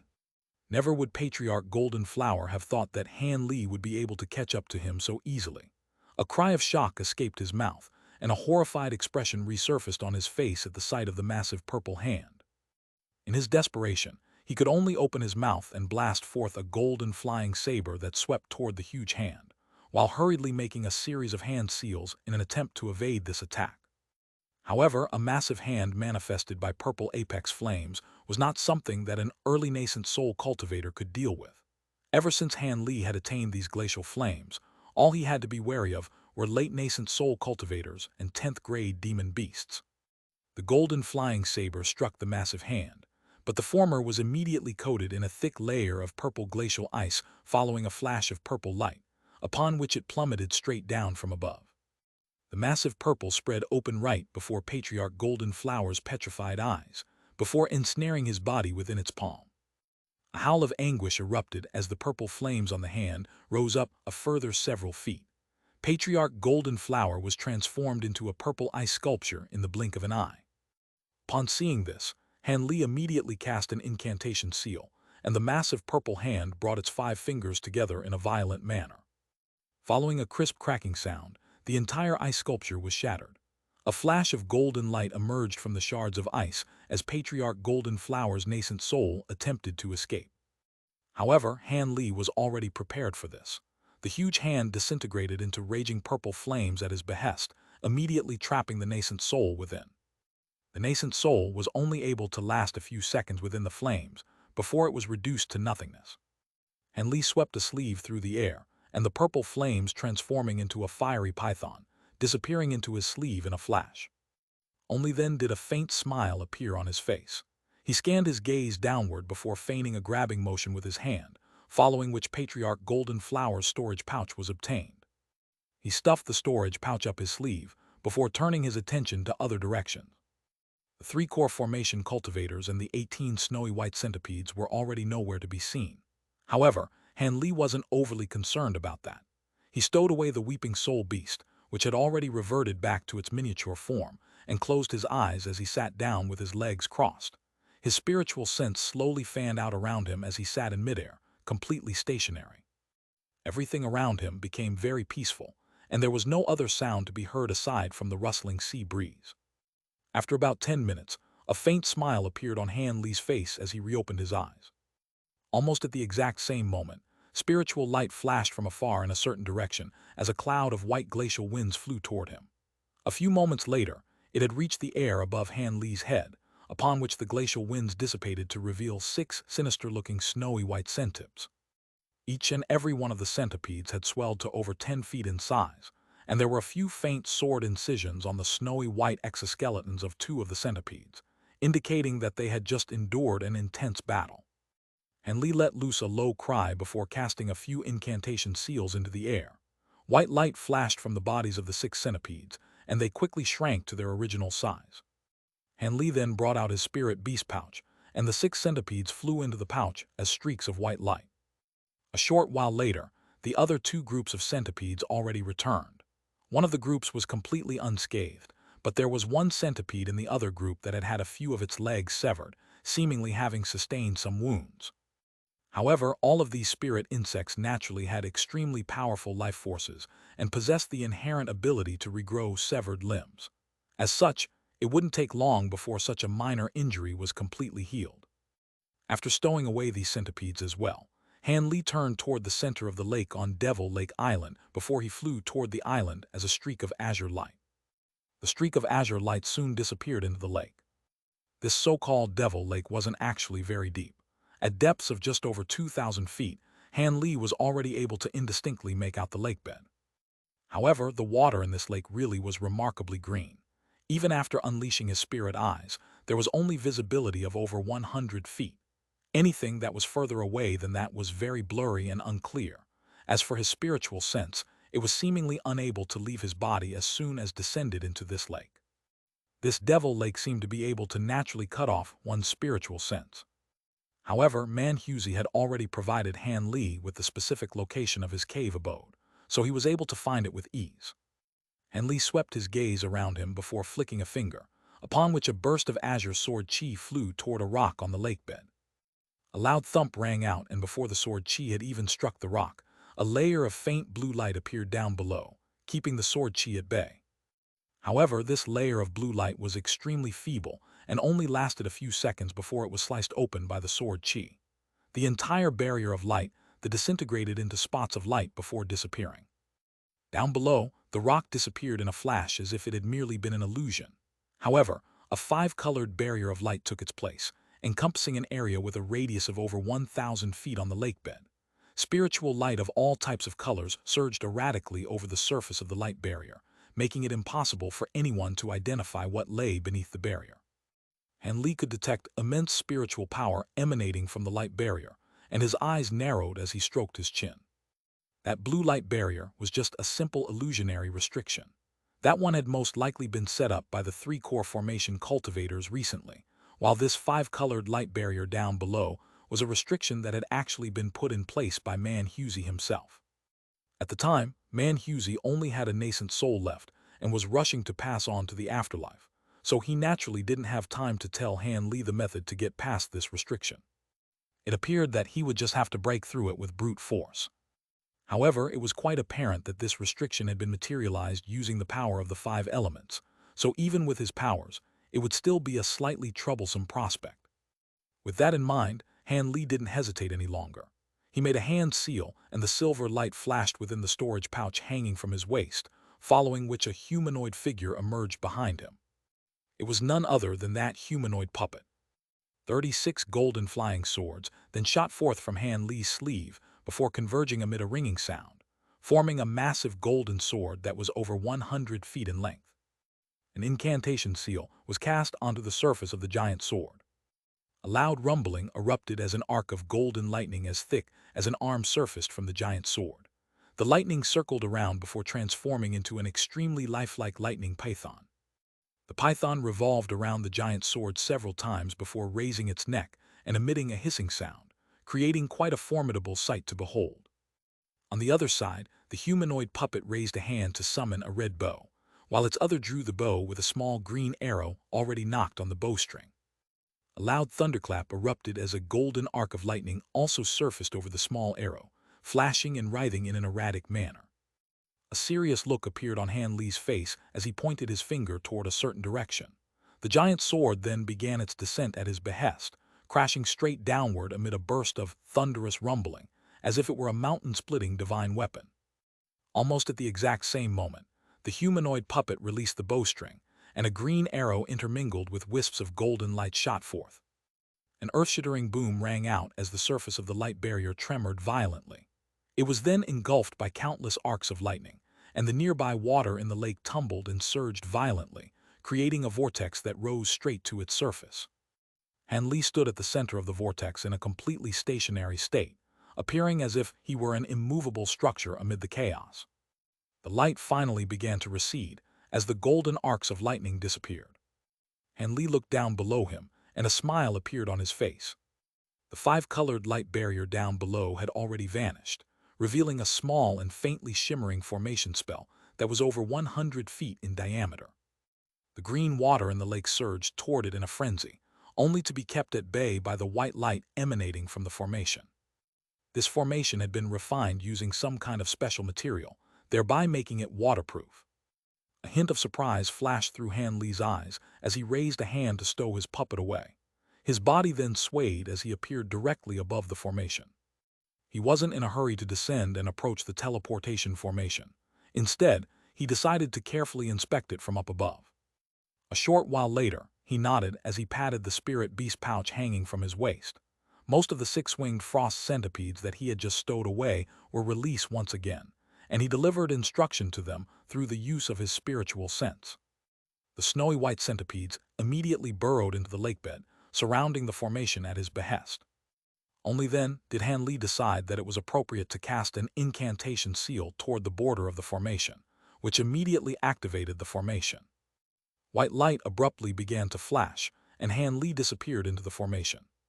In the next instant, when he recovered from the discomfort of teleportation, he looked around to find himself situated within a stone chamber. The stone chamber wasn't very large and it was completely empty. However, there was a blue stone door up ahead, and it was slightly ajar. After a brief moment of contemplation, Han Li sat down with his legs crossed and released his spiritual sense. His spiritual sense slowly crept beyond the stone door, before fanning outward to assess the room on the other side. After a short while, Han Li's expression eased upon verifying that he was the only cultivator in the cave abode, and that there weren't any other cultivators lurking in the shadows. Having been reassured by this discovery, Han Li rose to his feet and made his way over to the stone door. His body swayed and he disappeared into the passageway on the other side. Half a day later, a burst of piercing azure light erupted from the lakebed. Following a few flashes, the azure light disappeared into the distance. Han Li was situated within the azure light with a smile on his face, fiddling absent-mindedly with a faint golden ore fragment in his hands. His trip to Man Hughes's secret cave abode had proven to be quite a fruitful one. Man Hughes's collection was far more plentiful than he had anticipated. Regardless of whether it was those materials and treasures that were worth several million spirit stones each, or those priceless tomes and secret techniques, many of them were prized treasures that Han Li had only ever heard, yet never had the chance to witness in person. As such, he was overjoyed by his bountiful trip. However, the treasure that excited him the most among Man Hughes's collection was a fist-sized fragment of auric essence. In the Great Jinn, Han Li had already collected most of the auric essence required to refine the remaining half of his flying swords. With the addition of this fragment of auric essence from Man Hughes's collection, he had gathered all of the materials he required and could add auric essence into all of his flying swords. As such, he would finally be able to set up the complete aureate sword formation with all 72 flying swords. In the past, Han Li had set up half of the sword formation with 36 flying swords, and that had already been powerful enough to pose a serious threat to a late-nascent soul cultivator. If he were to complete the entire sword formation, it would definitely be unimaginably powerful. It was no wonder that the creator of the Azure Essence sword art had proclaimed that anyone who mastered the aureate sword formation would be invincible in the human world. Han Li was very much looking forward to witnessing the power of the completed sword formation. He exhaled gently and flipped over his palm, upon which the auric essence disappeared, having been stowed away into the storage pouch. After that, he continued onward at a leisurely pace. Han Li wore a contemplative look for a while before suddenly opening his mouth to produce a small cauldron that was roughly an inch in size. It was none other than the heaven-void cauldron. Han Li raised a hand, and the cauldron hovered over the center of his palm. He made a hand seal with his other hand and cast an incantation seal onto the cauldron's lid. All of a sudden, azure light began to shimmer over the surface of the cauldron as the lid was slowly lifted, opening up a small sliver of space. Golden light flashed, and a talisman shot forth from within. Han Li was already prepared for it in advance, and a burst of azure light was blasted out of his mouth, striking the talisman with unerring accuracy. The golden talisman immediately shuddered before its light dimmed. It was then immobilized by the azure light, having been forced to a standstill by Han Li's immense spiritual power. Han Li quickly reached out and grabbed the talisman before carefully inspecting it. This was none other than the strange talisman that Patriarch Golden Flower had used on multiple occasions during their battle earlier. Not only could it grant one instantaneous teleportation abilities, it could also transform into golden flowers and wasps, thereby proving itself to be a very powerful and versatile artifact. It appeared that this was a unique talisman crafted by Patriarch Golden Flower. Han Li found it to be very intriguing, and he couldn't help but summon it for inspection and research. At first glance, the talisman appeared to be very ordinary and mundane. Han Li recognized most of the runes on the talisman, and all of them were very common runes. The only things that set it apart were those silver ancient runes inscribed on the four corners and at the center of the talisman. This type of ancient text was very mysterious, and Han Li could sense a strong primordial aura just by looking at it. Han Li inspected the text several times before finally determining that they were definitely different from any of the ancient texts he had witnessed in the past. Furthermore, they seemed to be completely independent with zero ties to other ancient texts. On top of that, there were many tiny spots of golden light shimmering over the surface of the runes, and they all appeared to be living creatures, whizzing around sporadically over the runes, giving off an air of mystery and intrigue. Han Li stared intently at the golden talisman as his brows furrowed unconsciously. HMPH, you think cultivators like you from the human world can decipher this type of beveled silver text? You should just conserve your energy and give up now. All of a sudden, the tender voice of a child rang out from within the heaven-void cauldron, and the owner of the voice seemed to be very disdainful toward Han Li. As opposed to flaring up with rage from hearing this belittling voice, Han Li smiled and said, "Oh, sounds like you recognize this type of text. HMPH, even in the higher realm, there won't be many people capable of comprehending this text. If it weren't for the fact that I once engulfed the soul of a human cultivator who just so happened to understand this text, I wouldn't be able to identify it either," the tender voice replied. A slightly grave look appeared on Han Li's face as he looked at the heaven-void cauldron and said in a cold voice, "Why are you suddenly talking to me today? I thought you were just going to stay in the heaven-void cauldron forever and never come out. In the past, you were just a measly cultivator from the human world who hadn't even reached the deity transformation stage. Why would I possibly want to talk to you? But it's different now. You've obtained the feather of a heaven-roaming Kun Peng one. A Kun Peng is a legendary bird of Chinese mythology that is said to have a bird form as well as a fish form. Now, so of course there's a reason for me to talk to you now. I can also offer you a deal," the small child in the cauldron replied. "Heaven-roaming Kun Peng? You mean that massive demon bird that attacked from another world?" Han Li's expression immediately changed as he recalled back to the incredible battle he had witnessed in the outer star seas. Demon bird. That's something that you can only say in the human world. If you were in the spirit realm and the worshippers of the Kun Peng, the Tian Peng race, were to overhear you, you'd be in a lot of trouble," the small child chuckled. Tian Peng race, Han Li's heart stirred upon hearing that. "There's no point in telling you about things in the spirit realm now. If you can ascend to that realm, then you'll naturally figure out all of these things for yourself. If you fail to do so, then providing an introduction would just be a waste of my energy," the small child said in a disdainful manner. "You sure can talk big. Even if you were once an exceptional demon cultivator in the spirit realm, here in the human world, your power level is only comparable to that of an 8th-grade demon beast. Who knows how long it'll take before you recover to the deity transformation stage again," Han Li jeered. The voice of the small child within the cauldron was coming from none other than that avatar of the endless sky beast, which Han Li had drawn into his cauldron during his battle with Saintess Tianlin. This beast was once just a primitive demon beast with only basic survival instincts, yet after spending over a century in the heaven-void cauldron, it had developed intelligence and even recovered most of its memories from its time in the spirit realm. However, it was trapped in the heaven-void cauldron, so it naturally couldn't escape. As such, it had no choice but to reside there. After Han Li reached the late nascent soul stage in the heaven-void hall, he immediately refined his 2 divine spirit treasures again. After mastering the second layer of the artifact imprint technique, he was finally able to open the heaven-void cauldron. The avatar of the endless sky beast immediately unleashed some sort of movement technique from the spirit realm, allowing it to escape right before Han Li's eyes and travel a distance of over 1,000 feet in the blink of an eye.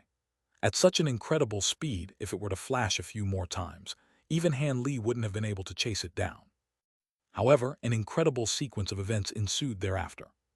For some reason, after the beast had traveled about 2,000 to 3,000 feet away from the heaven-void cauldron, azure light suddenly erupted from its body and the cauldron in unison, upon which the endless sky beast abruptly disappeared, only to reappear back inside the heaven-void cauldron in the next instant. It appeared that it was unable to leave the cauldron. Han Li was naturally ecstatic upon seeing this. Only then did he discover that due to the fact that the beast had resided in the heaven-void cauldron for too long, its aura had already been assimilated by the cauldron, thereby placing it in a situation akin to the one that Silvermoon was in. However, it wasn't an insubstantial entity, and nor was it the artifact spirit of the heaven-void cauldron. As such, aside from its inability to get far away from the cauldron, it maintained complete autonomy and didn't have to answer to Han Li's commands. Thus, Han Li sealed the beast and tossed it into the cauldron again. He was planning to think carefully about the matter before deciding what to do with this endless sky beast avatar. However, the endless sky beast had suddenly spoken as he was investigating the golden talisman, and was proclaiming this beveled silver text to be runes found only in the spirit realm. Han Li was naturally very surprised to hear this. "Haha, deity transformation stage. Why would I want to get there? Here in your human world, it'll be impossible for me to reach that stage even after tens of thousands of years." The small child suddenly began to chortle boisterously within the cauldron. "You're telling me you don't want to advance your cultivation base? Do you think I'm a gullible 3-year-old child?" Han Li was very skeptical. Looks like you won't believe me until I disclose some things to you, little boy. Let me divulge some information then. I was indeed rather renowned in the demon race of the spirit realm, and my cultivation base had reached a stage that's completely unfathomable to you. However, I went through extensive effort to send my avatar to the human world. Do you think I did all this just so I can become the pitiful guardian beast of the human race? Back in the spirit realm, I have tens of thousands of demon underlings, and the spell warriors are nothing to me. The endless sky beast made no effort to hide his disdain toward the spell warriors. Han Li's brows furrowed, but he didn't say anything. The small child continued, I sent an avatar to this world in order to prepare for a tribulation that I'll face in 10,000 years. If my true body is unable to transcend this tribulation and my soul is destroyed, I'll at least be able to live on through my avatar in this world, so I won't completely cease to exist. Prior to that, there's no need for me to cultivate too quickly. Otherwise, if I reach the deity transformation stage in this world as well, the tribulation will also impact this avatar of mine. I see, that is indeed a self-preservation method. Do all of the powerful beings in the spirit realm do the same thing? Han Li asked in a slightly skeptical voice. HMPH, do you think sending an avatar down into this world is an easy task? Not only is there a cultivation-based prerequisite that must be satisfied, you also have to be proficient in techniques that will allow your avatar to leave the realm you're situated in without being harmed, and there are very few of those techniques. On top of that, the expenditure of a realm-transcending stone is required to defy the boundary between realms in order to transport your avatar to this world, and that's a treasure that's extremely rare even in the spirit realm. Furthermore, this process is an extremely perilous one, and I don't even know if the success rate is as high as 1 in 10. With each and every failure, the avatar will disappear in the chaos between realms, thereby expending a portion of your soul. Each time I've failed, I've had to go into seclusion for over 1,000 years at a time to recover the soul fragment that I lost. Prior to this, I'd already made 7 or 8 attempts over the span of 10,000 years, and luckily, I was able to succeed with this attempt. In comparison, it's easier to directly teleport magic powers and attacks to this world through the barrier between realms. The endless sky beast harumphed coldly. Why are you telling me all this? Han Li asked. The answer to that is very simple. I'm just trying to tell you that we have no conflict of interest whatsoever. Back when I was drawn into this spirit treasure of yours, I hadn't developed any intelligence yet, and had been temporarily used by those spell warriors. Furthermore, my cultivation base won't be progressing to the deity transformation stage anytime soon, so you won't have to worry about me taking revenge on you or anything like that, the beast chuckled. In that case, why don't I just destroy you right now? Won't that be a better course of action for me? A cold expression suddenly appeared on Han Li's face. Voice within the cauldron immediately fell silent. However, moments later, the small child began again. My cultivation base is far inferior to yours at this point, so that's certainly a plausible course of action for you.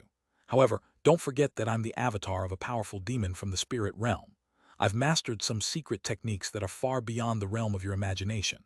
If you try to kill me, I'll be sure to leave you with some severe wounds to remember me by. Even if you don't die, I have many ways to imprint a mark onto your soul. If you don't plan on ever ascending to the spirit realm and decide to pass away in the human world, then you'll be fine. But if you ever go to the spirit realm, even if you resurrect yourself through possession, my true body will still be able to find you. When that time comes. The endless sky beast didn't complete its sentence, but the threat it was delivering was already very apparent. Han Li was at a loss for words. With his current cultivation base and foundation of knowledge, he naturally knew that some of the beast's words were deceitful, yet most of them rang true. As such, it really was rather difficult to deal with. He didn't want to make such a powerful enemy in the spirit realm prior to his ascension. Furthermore, judging from what this beast was saying, its true body would most likely be able to destroy him about as easily as it could crush an ant. As for the threat that the beast had delivered about leaving him with severe wounds, that was something that he didn't pay much heed to. The beast was unable to get away from the heaven-void cauldron, so as long as he was well prepared, he wasn't afraid of suffering any backlash. And Li continued to fly through the air at a leisurely pace, but his brows were tightly furrowed, and he had been silent for a long while. The endless sky beast in the heaven-void cauldron had also fallen silent, seemingly as if it were trying to give Han Li an opportunity to think carefully about his options. What's the deal with that Kun-Pang feather you were referring to? Does it have any special uses? Han Li suddenly changed the subject.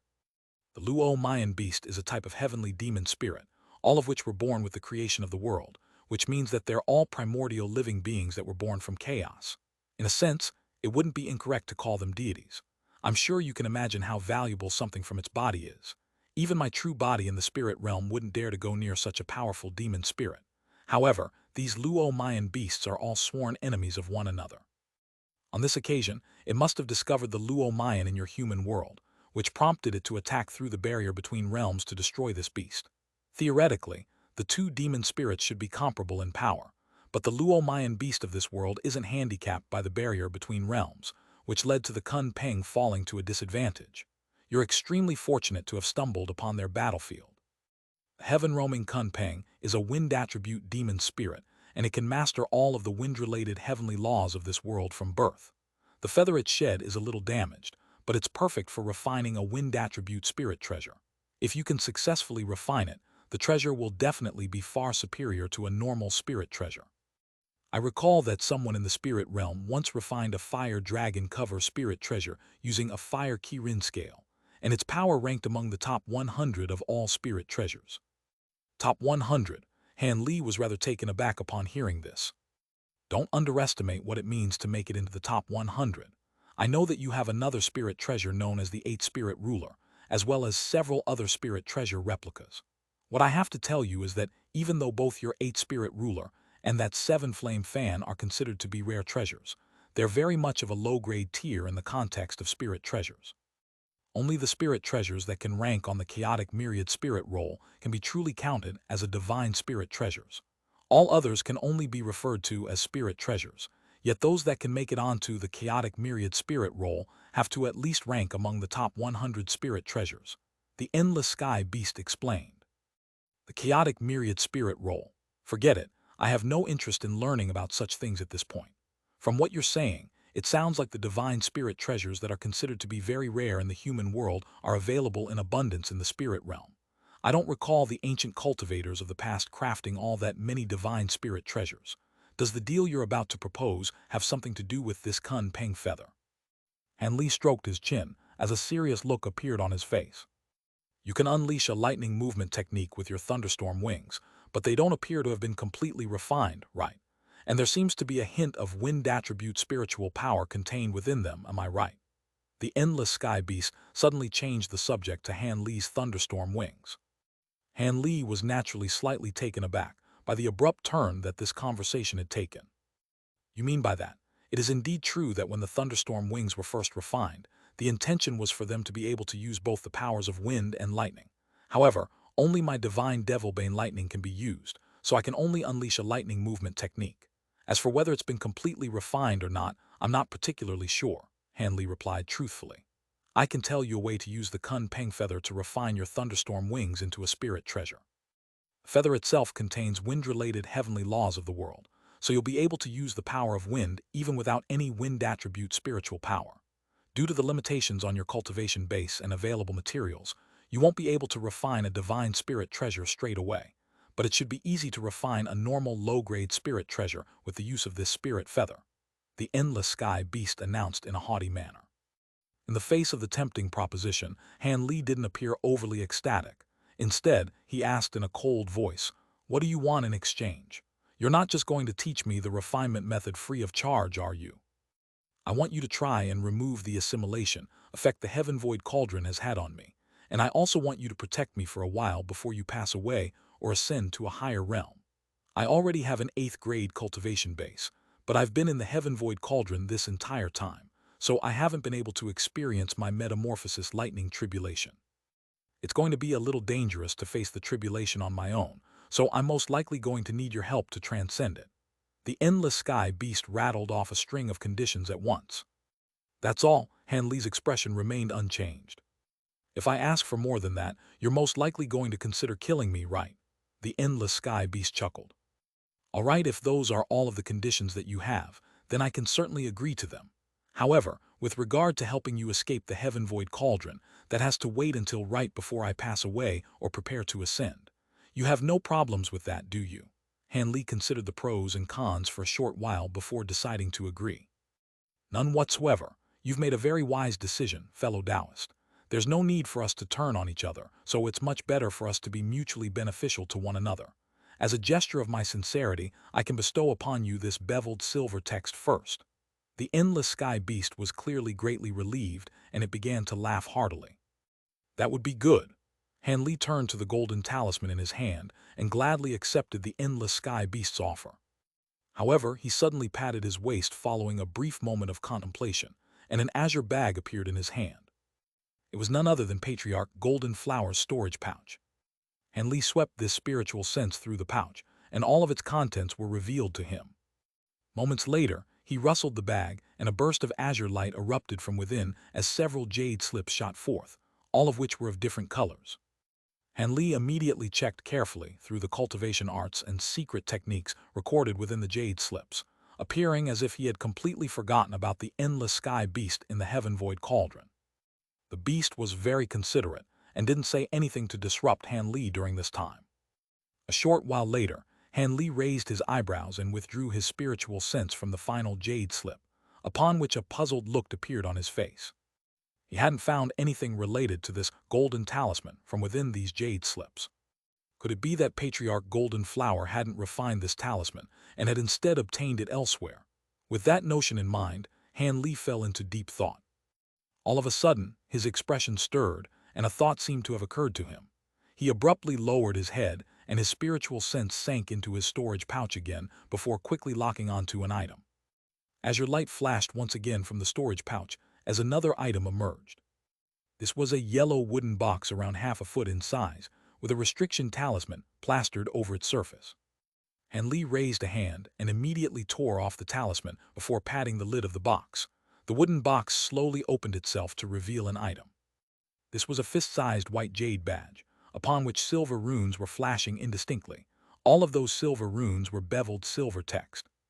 These runes were extremely minuscule, yet they were presented to him in an extremely clear manner after he scanned over them with his spiritual sense. However, it was quite apparent that this was only half a badge, and was clearly an incomplete item. Han Li faltered slightly upon seeing this. Yet before he had a chance to inspect the badge more carefully, the silver runes on the badge suddenly flashed wildly before the badge itself flew into the distance as a streak of silver light. Han Li's heart jolted with surprise, but he had been somewhat prepared after seeing the restriction talisman plastered over the wooden box. As such, the silver light had only traveled around 10 feet before his hand shot forth like lightning. Azure light erupted from his 5 fingers in unison. The space around him began to emit a buzzing sound, following which the silver light began to shudder unsteadily. The light faltered as a result, and the jade badge was revealed again. Han Li wore a dark expression as he brought his 5 fingers together. An immense suction force immediately acted upon the jade badge, causing it to shoot back into Han Li's hand where it lay, completely immobilized. The endless sky beast within the heaven void cauldron detected what had just taken place, and it suddenly exclaimed in a slightly trembling voice, "The golden jade tome! Impossible! How could something like this have been left behind in the human world?" "Do you recognize this item?" Han Li's heart stirred upon hearing this. This jade badge clearly had to be an extraordinary item to draw such a vehement response from this powerful spirit realm demon cultivator. The endless sky beast continued to murmur to itself, as if it hadn't heard Han Li's question. "Impossible! There's no way that this item can exist in the human world. With its spiritual nature, how could it be willing to stay in this lowly realm with such scarce spiritual chi?" "Wait, I understand now. This page of the tome is incomplete and almost all of its spiritual nature has disappeared, so it no longer possesses the ability to return to the spirit realm. But who could have been powerful enough to tear this page apart?" It appeared that the emergence of this jade badge was so much of a shock to the beast that it was unable to prevent its emotions from getting the better of itself. Han Li's brows furrowed tightly as he cleared his throat to draw attention to himself. The endless sky beast finally recovered slightly from its astonishment, and it explained, "Ah, please forgive me for my lack of composure. It's just that seeing this item in this world is genuinely a massive surprise to me." Han Li waved the jade badge slowly in front of the heaven void cauldron and asked, "Judging from your reaction, it seems that this is quite the extraordinary item. From the sounds of it, this is something from the spirit realm." "Quite the extraordinary item, you say? If I tell you its origins, you'll be given a massive fright as well. This item didn't originate from the spirit realm. Instead, It was passed down from an even higher realm, and is well and truly an immortal item. Azure light suddenly flashed along the surface of the heaven-void cauldron, following which a ball of azure light surfaced from within. The azure light tumbled and materialized into a fair and chubby male child around a foot in height, appearing to be around only 3 or 4 years of age. However, the small child wore a rather unbefitting dark expression on his face, and was staring intently at the jade badge in Han Li's eyes with complex emotions flashing through his eyes. There seemed to be a hint of envy, but also a trace of wistfulness. Han Li's expression immediately changed drastically upon learning the fact that this jade badge was an immortal item. His heart then jolted with surprise upon seeing the emergence of the small child, but he soon relaxed. This small child was merely a human form manifestation of the endless sky beast, which it had materialized using the spiritual chi on the cauldron. Prior to the seal on its true body being undone, there was no way that it would be able to leave the heaven-void cauldron. Han Li's attention was then completely drawn to this golden jade tome. An immortal item. Did I hear that right? Han Li stared at the jade badge in his hand with a skeptical expression. Compared to the true immortal realm, the boundary between realms is much weaker between the human world and the spirit realm. However, it's not all that uncommon for immortal items to fall into our spirit realm.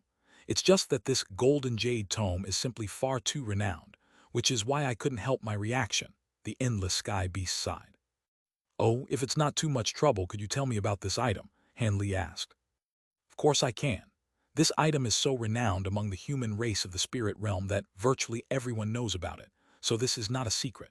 To begin with, I'll have to tell you a little bit about the immortals of the true immortal realm. It's common to find immortal items in the spirit realm as they often drop down into our world due to a variety of reasons. However, there are very few of those immortal items that are actually useful. For some reason, ever since the inception of historical records in our spirit realm, there have almost been no immortals who have descended into our spirit realm. I say almost, because in the extremely distant past, the remains of an immortal had appeared in our spirit realm, and this golden jade tome was an item that was found with those remains. It's said that this tome contains a total of 108 pages, upon each of which is recorded a different immortal secret technique. 36 of those pages are known as the inner pages, and they contain things like cultivation arts, as well as some mysterious and remarkable abilities. The remaining 72 pages are known as the outer pages, and they contain a vast array of information regarding areas such as talismans, formation spells, and pill refinement. Small child paused here for a moment before continuing. The inner pages that I mentioned are the most important in this tome. The information recorded on the outer pages is very diverse, yet not a lot of the information is truly useful in direct application, as no one has even heard of most of the materials required for pill refinement, talisman crafting, and formation setting. At most, you can only really look at those sections for research purposes. Hence, aside from the inner pages, the rest of the information in the tome isn't very practical or useful. There was a war that erupted throughout the entire spirit realm once, and everyone was mainly fighting over those inner pages. However, those pages have switched hands countless times in the past tens of thousands of years, and only the whereabouts of 7 or 8 of those pages are actually publicly known. However, almost every cultivator who has managed to obtain and successfully cultivate one of more of those pages have become extremely prominent figures in the human race. Even if they can't compare with the 3 emperors, they're still powerful enough to rule over a large settlement. However, what's most tempting to everyone is that, in the past 100,000 years, it's said that all cultivators in the spirit realm who have attained the Great Tao have used cultivation arts from this jade tome. Regardless of whether this is true or not, it's enough to make all of the human cultivators erupt into a frenzy. Human cultivators, have all of the pages of the jade tome fallen into the hands of our human race? Han Li was initially flabbergasted by the endless sky beast story, but in the end, he detected something that was slightly amiss. In the beginning, our demon race also participated in the war to secure the inner pages of the Golden Jade Tome. However, not long after that, all of our seniors discovered that the tome only contains cultivation arts that are suitable for human cultivators. If a demon cultivator like us were to use any of those cultivation arts, not only would it not benefit us in any way, it would even severely damage our cultivation base, to the extent that some have even self-detonated on the spot. After some experimentation, our demon race completely gave up on this jade tome. The pages are indeed extremely precious, yet they're completely useless to our demon race. The remains of that immortal was also a set of human remains, so it's no surprise that the cultivation arts on the golden jade tome were created for you humans. Hanli stroked his chin and mused in a thoughtful manner. I see. But if no immortal has ever descended into the spirit realm, how do you know that set of human remains were the remains of an immortal? Perhaps they were merely the remains of an extremely powerful cultivator from the spirit realm. Small child faltered slightly upon hearing this before replying with furrowed brows. I'm not sure about the specific details there. These events took place a very long time ago, and I hadn't developed any intelligence back then, so how would I know? However, what I'm sure of is that at the time, many of the most powerful beings among the human and demon races gathered together to verify that those were indeed the remains of an immortal, so I can only assume that to be the case. Hanli stroked the jade badge in his hand with a finger, and as he looked at the silver runes flashing on its surface, he couldn't help but ask, so is this page one of the inner pages? The inner pages are written in golden seal text, while the outer pages are written in beveled silver text. Golden seal text is an even more obscure text that even fewer people recognize. The small child replied with a hint of a smile on his face. This is beveled silver text, so it must be one of the outer pages, and it's only half a page as well. Hanli didn't express any dismay or dejection upon hearing this. Instead, it didn't really seem to matter to him. Even if this golden jade tome really was such an extraordinary item, he was merely a human world cultivator who may not even be able to reach the deity transformation stage, so all of this was far too distant from him. To him, it didn't matter if this was one of the inner pages or one of the outer pages. He wasn't going to get ahead of himself and start thinking about cultivating in the spirit realm at this point in time. Small child turned his gaze toward Hanli, and he seemed to have gleaned Hanli's thoughts as he smiled, and said, at your current cultivation base, it's actually a good thing that you obtain one of the outer pages. Even if you had obtained one of the inner pages, you wouldn't have been able to cultivate it prior to reaching the spatial tempering stage anyway. After all immortal secret techniques are truly techniques of the great Tao that require one to draw upon the world's origin chi. Only after reaching the middle realm in cultivation base can you truly manipulate the world's origin chi. Even a deity transformation cultivator is only just beginning to learn the ropes in that respect, and cultivating one of the inner pages would only incur harm to them. However, this does not apply to the outer pages, as their contents do not contain any cultivation arts. If you can master some of this page's elements and make them our own, you'll still benefit greatly from it. Hanli looked at the golden talisman in his other hand and speculated, it's just a matter of seeing what content this half-page contains and whether it'll be useful to me now. It's most likely a talisman crafting method. The small child shook his head and said, that might not necessarily be the case. There's no way that any human world cultivator would be able to recognize beveled silver text, and that Patriarch Golden Flower most likely obtained this half-page by chance. He probably then discovered the wonders of this beveled silver text and incorporated it into that golden talisman. This is an immortal item, after all, so even if merely imitated the text, it could still result in extraordinary effect. If that's the case, then I really do have to carefully read through this half-page when I get the time. How about you bestow upon me the beveled silver text right now? Hanli blinked and suddenly asked. I can do that, but I have a condition. After you glean the contents of the half-page, you have to lend it to me as well. After all, this is one of the outer pages, so even demon cultivators like me can benefit from it, the small child countered. Letter 1d4 BB, letter 1d4 5F, letter 1d626, letter 1d626, letter 1d638, letter 212F, letter 1d624, letter 1d630, letter 1d628. No problem. However, you're a spirit realm cultivator with vastly superior knowledge and experience to mine, so you have to give me a copy or your observations in case I miss something from this half-page, Hanli replied. That's not an issue. However, the beveled silver text and golden seal text are both known as true spirit texts, and it's said that they're immortal texts passed down from the true immortal realm. Each and every character contains extraordinary power, and if they were to be carved onto normal jade slips, those slips would immediately explode. There's no way for me to bestow them upon you through spiritual communication, either, so I can only use the most basic and crude method and teach you character by character. That's going to be a very time-consuming task, the small child explained. We have plenty of time on our hands.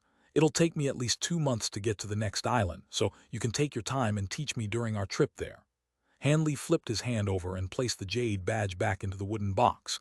He then reapplied the talisman onto the box before stowing it away into his storage pouch. After doing all that, he turned to the small child in front of the cauldron with a smile, yet didn't say anything. A wry smile appeared on the small child's face upon seeing this. All right, then let's begin now. The beveled silver text first appeared when they were discovered to have been inscribed on some immortal items that fell from the true immortal realm into our spirit realm. The mighty figures of our spirit realm then expended countless time and efforts to slowly compile and decipher this text. The definitions derived may be slightly different from what they were originally intended to be, but they definitely won't be very far off. I'll start off with the 100 or so most commonly used runes for talisman crafting. The small child began to teach Hanli about the beveled silver text as they flew through the air. Hanli naturally wasn't going to squander such a valuable opportunity, and he listened with rapt focus, asking questions immediately when there were areas that he failed to understand. The small child was also a very patient teacher, answering his inquiries one by one. Thus, 2 months passed by in a flash. When the two of them were finally close to the next island on their journey, Hanli had almost mastered the basics of the beveled silver text.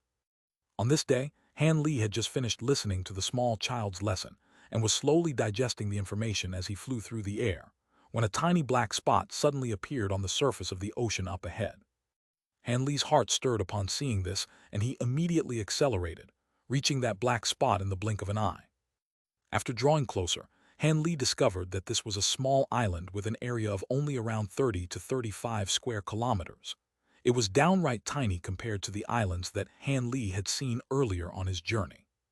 However, this tiny little island was emanating faint spiritual qi, indicating that there was a small spiritual qi on the island.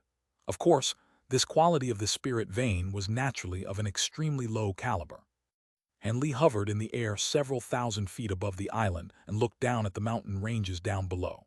His face remained completely expressionless, yet there was an undisguisable trace of nostalgia in his eyes. This small island was none other than the Minor Expanse Island 1. The Minor Expanse Island is first mentioned in Chapter 372 that he had once lived on. Back when he had left the island, he hadn't even reached the core formation stage yet. However, passing by the island now, he was already a late nascent soul great cultivator. Thinking back, this was quite a staggering transformation.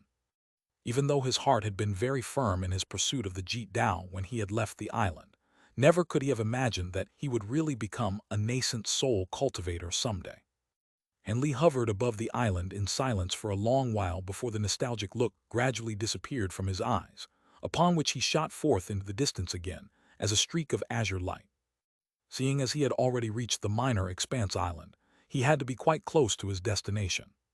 Sure enough, less than half a day later, Hanli caught sight of the massive island he was traveling toward far in the distance. However, on this occasion, Hanli didn't enter through the dock. Instead, he found a completely secluded place, and a layer of spiritual light appeared over his body as he shot directly toward the white restriction enshrouding the island. A loud boom erupted as a result, and the surrounding light barrier tremored violently.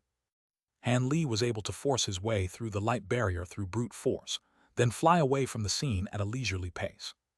A short while after Hanli had left, streaks of light began to converge toward the spot where Hanli had broken into the light barrier. Those streaks of light quickly revealed themselves to be several Foundation establishment cultivators, and all of them wore panicked and urgent expressions on their faces. However, the light barrier had already completely sealed over again, and they were unable to discover anything even after splitting up and searching through the surrounding area. In the end, they could only engage in a bewildered discussion before flying away again. At this point, Hanli had already descended upon a mountain several hundreds of kilometers away. All of a sudden, a formation plate that was emanating faint white light appeared in his hand. Hanli opened his mouth, and a ball of azure spiritual qi was blasted onto the formation plate as he began to chant something. White and azure light immediately began to intermingle with one another along the formation plate, and the plate itself became extremely bright and dazzling.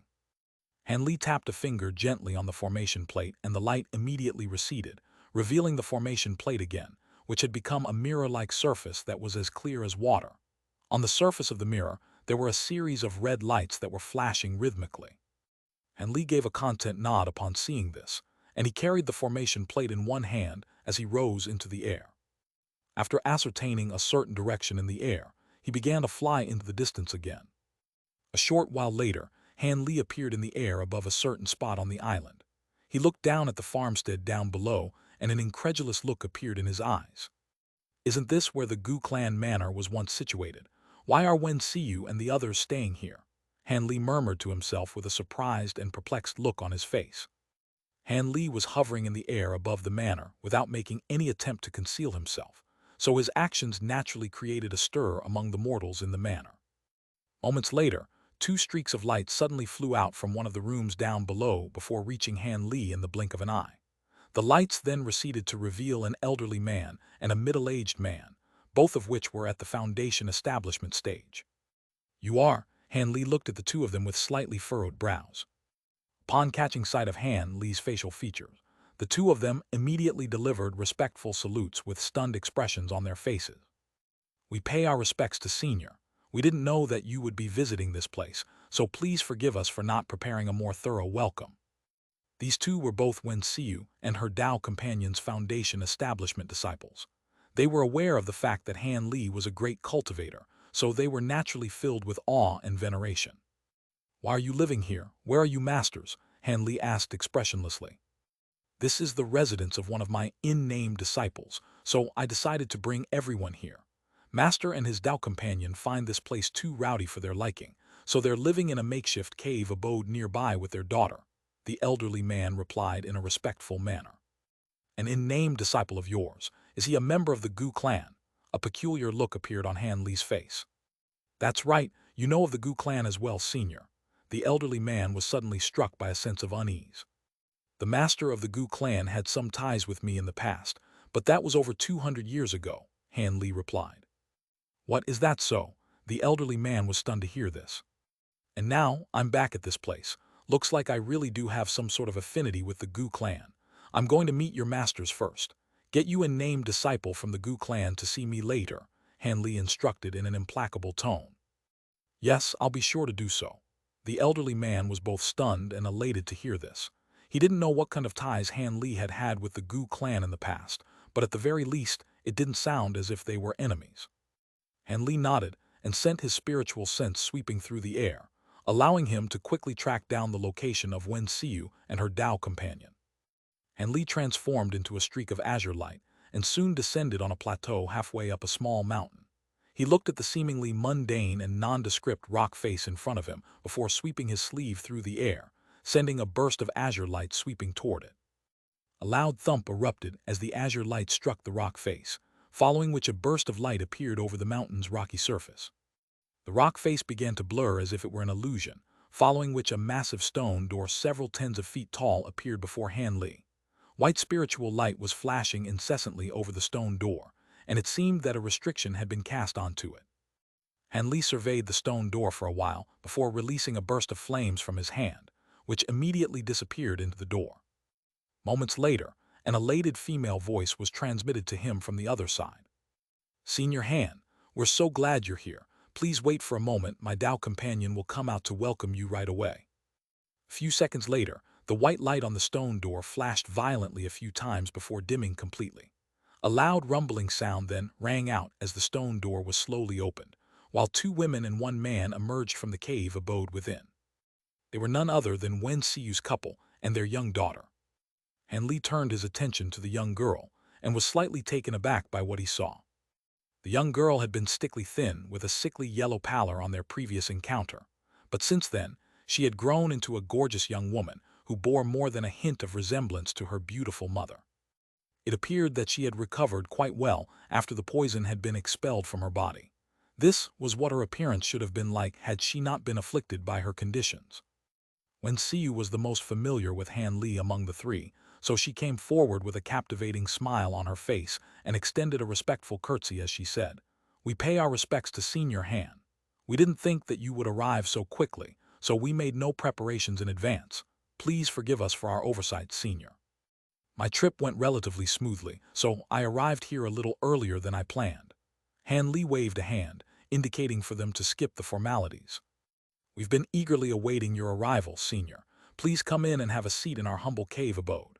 When Xiu stepped aside with a dainty smile to allow Han Li passage into the cave abode. "Sure, I also want to see the level of mastery your daughter has achieved in the formation spell book I left her. If she's reached a satisfactory level of mastery, then I'll take her under my wing." Han Li nodded in response before taking a glance at the young woman again. A blush appeared on Tian Kinner's face from Han Li's gaze, and she immediately ducked her head. In contrast, Wen Xiu and her Dao companion were ecstatic to hear this, and they hurriedly led Han Li into their cave abode. Han Li spent a day and a night inside the cave abode. During this time, Wen Xiu and her Dao companion, as well as their Foundation establishment disciples, had all come to pay their respects to Han Li at different points. The elderly man from earlier had brought along a young body who appeared to be around 7 or 8 years old to see Han Li, and they also entered the cave abode, but they didn't immediately come out. Another day later, a streak of silver light shot forth into the air from the small mountain, within which the figures of a man and a woman could be indistinctly identified. A few flashes later, the azure streak of light had disappeared from view.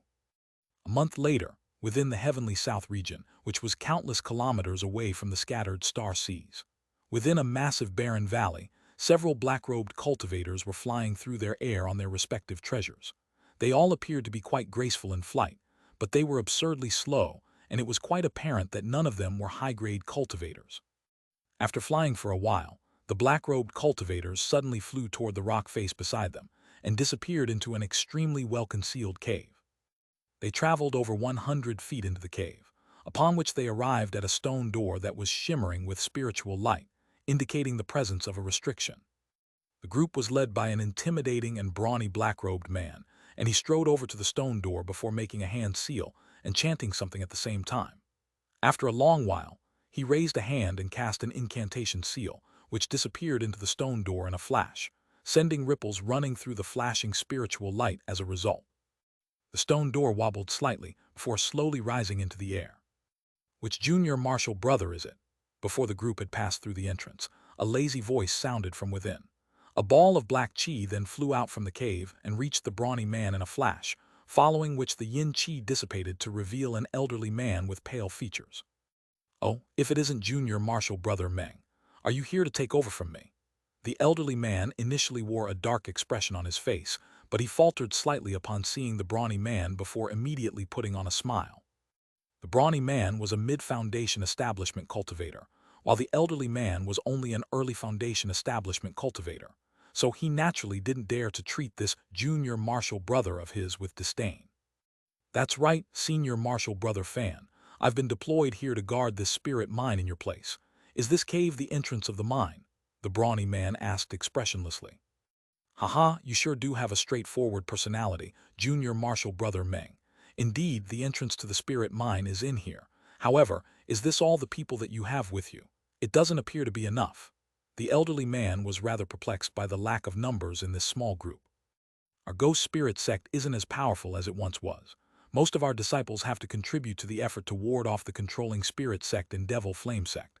I had to work very hard just to gather this group of people. Thankfully, this is the core region of our sect, and we're only overseeing some mortals, so this should be enough," the brawny man harumphed in response, seemingly also very displeased with the current situation. "That makes sense. You'll just have to work slightly harder, junior martial brother Meng." The elderly man could only nod with a resigned expression upon hearing this. "That's enough of this depressing conversation. Senior martial brother, please take me to the mines and show me around first," the brawny man said as he cast his gaze into the cave.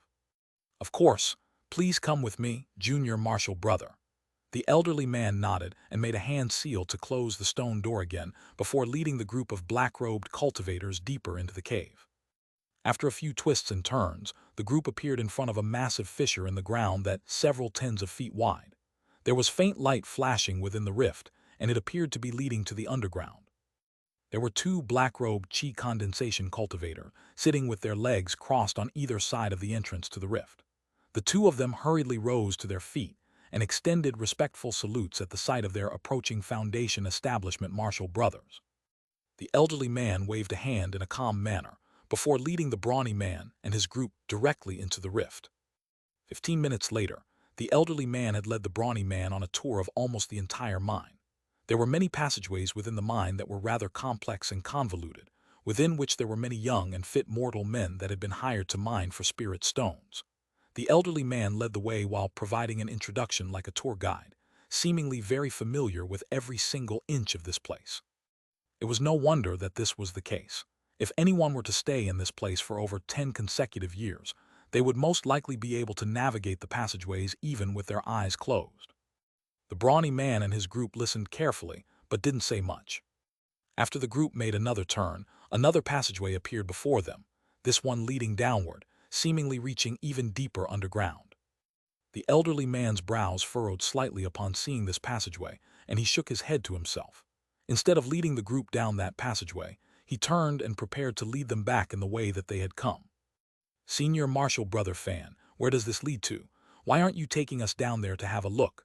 The brawny turned to his senior marshal brother with a perplexed look. Many years ago, this was once a restricted area, and the sect had deployed a few disciples solely to guard this place. But it's been abandoned long ago, and all of the guards have been withdrawn. The elderly man replied in a casual manner. A restricted area, what's in there, and why was it abandoned in the end? The brawny man was intrigued to hear this. The elderly man hesitated momentarily before deciding that this was an inconsequential matter, and explained, "Nothing much. There's only an ancient teleportation formation in there, but it's been in disuse for a long time and isn't functional anymore. As for why this place was once a restricted area, and why it was abandoned later on, I'm afraid I do not know. However, it seemed to have something to do with Marshal Uncle Wang Chan." Marshal Uncle Wang, so it's...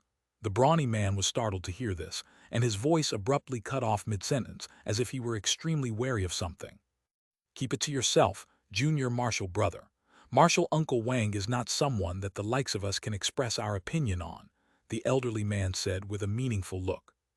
The brawny man was silent for a moment before suddenly asking, "In that case, would you be able to take me down there, Senior Marshal Brother? Truth be told, I've been studying the way of formation spells in the past few years, and I'm very curious about this ancient teleportation formation." "You're learning about formation spells. That place is rather far away, and it'll be quite time-consuming to get there." The elderly man faltered slightly upon hearing this before a peculiar look appeared on his face. "There's no need to be concerned, Senior Marshal Brother Fan. I know the dangers of becoming a jack of all trades, yet a master none. However, I've encountered a bottleneck in my cultivation and can only try some different methods to stimulate myself for improvement. Perhaps I'll be able to glean something useful by studying formation spells," the brawny man sighed. Seeing as the brawny man was being quite insistent, the elderly man could only agree. "If that's the case, then I'll be happy to lead the way. However, if you actually want to carefully examine the teleportation formation, it's best to do it at another time." A smile appeared on the brawny man's face upon hearing this. Thus, the group continued down this passageway. In the blink of an eye, they had reached an even deeper underground level. After passing through many twists and turns, they arrived in a limestone cave with passageways leading in all directions. This place was like a small maze, but there were pronounced symbols along the way to guide them, so they were able to find their way to a small limestone cave eventually. Within this cave, there was an ancient hexagonal teleportation formation. "This is it, Junior Marshal Brother," the elderly man said as he pointed to the teleportation formation. Tusk, so this is an ancient teleportation formation. I've seen some basic descriptions of these formations in some tomes in the past, but I've never actually seen one in person." The brawny man's eyes were shimmering as he looked at the teleportation formation. He made his way over to the formation before walking in a few circles around it, staring at it with rapt focus the entire time. The elderly man stroked his beard and looked on with a smile in silence. As for the chi condensation disciples with them, they were also quite curious about the teleportation formation, but they didn't dare to stand next to their Foundation establishment seniors, and could only stand guard by the entrance of the cave. "I heard that this teleportation formation is actually in perfect condition. It's most likely only dysfunctional because there's something wrong with the teleportation formation on the other side. Otherwise, I'd also really like to teleport to the other side just to see where it leads to. In any case, you'll be guarding this place for many years from now, so you'll have plenty of time to study this formation. Let's go back for now." After a while, the elderly man felt as if they had spent enough time here, so he urged the brawny man to go back with him. The brawny man still had his back to the elderly man, yet he said something that was very strange and unsettling. "Go back. There's no need for that. This is such a peaceful place. You should just stay here forever, senior martial brother." A chill immediately ran down the elderly man's spine upon hearing this, yet before he had a chance to react, he felt a cool sensation flash past his neck. A sword had flashed through, decapitating him in one lightning-fast motion. The headless body of the elderly man fell straight to the ground.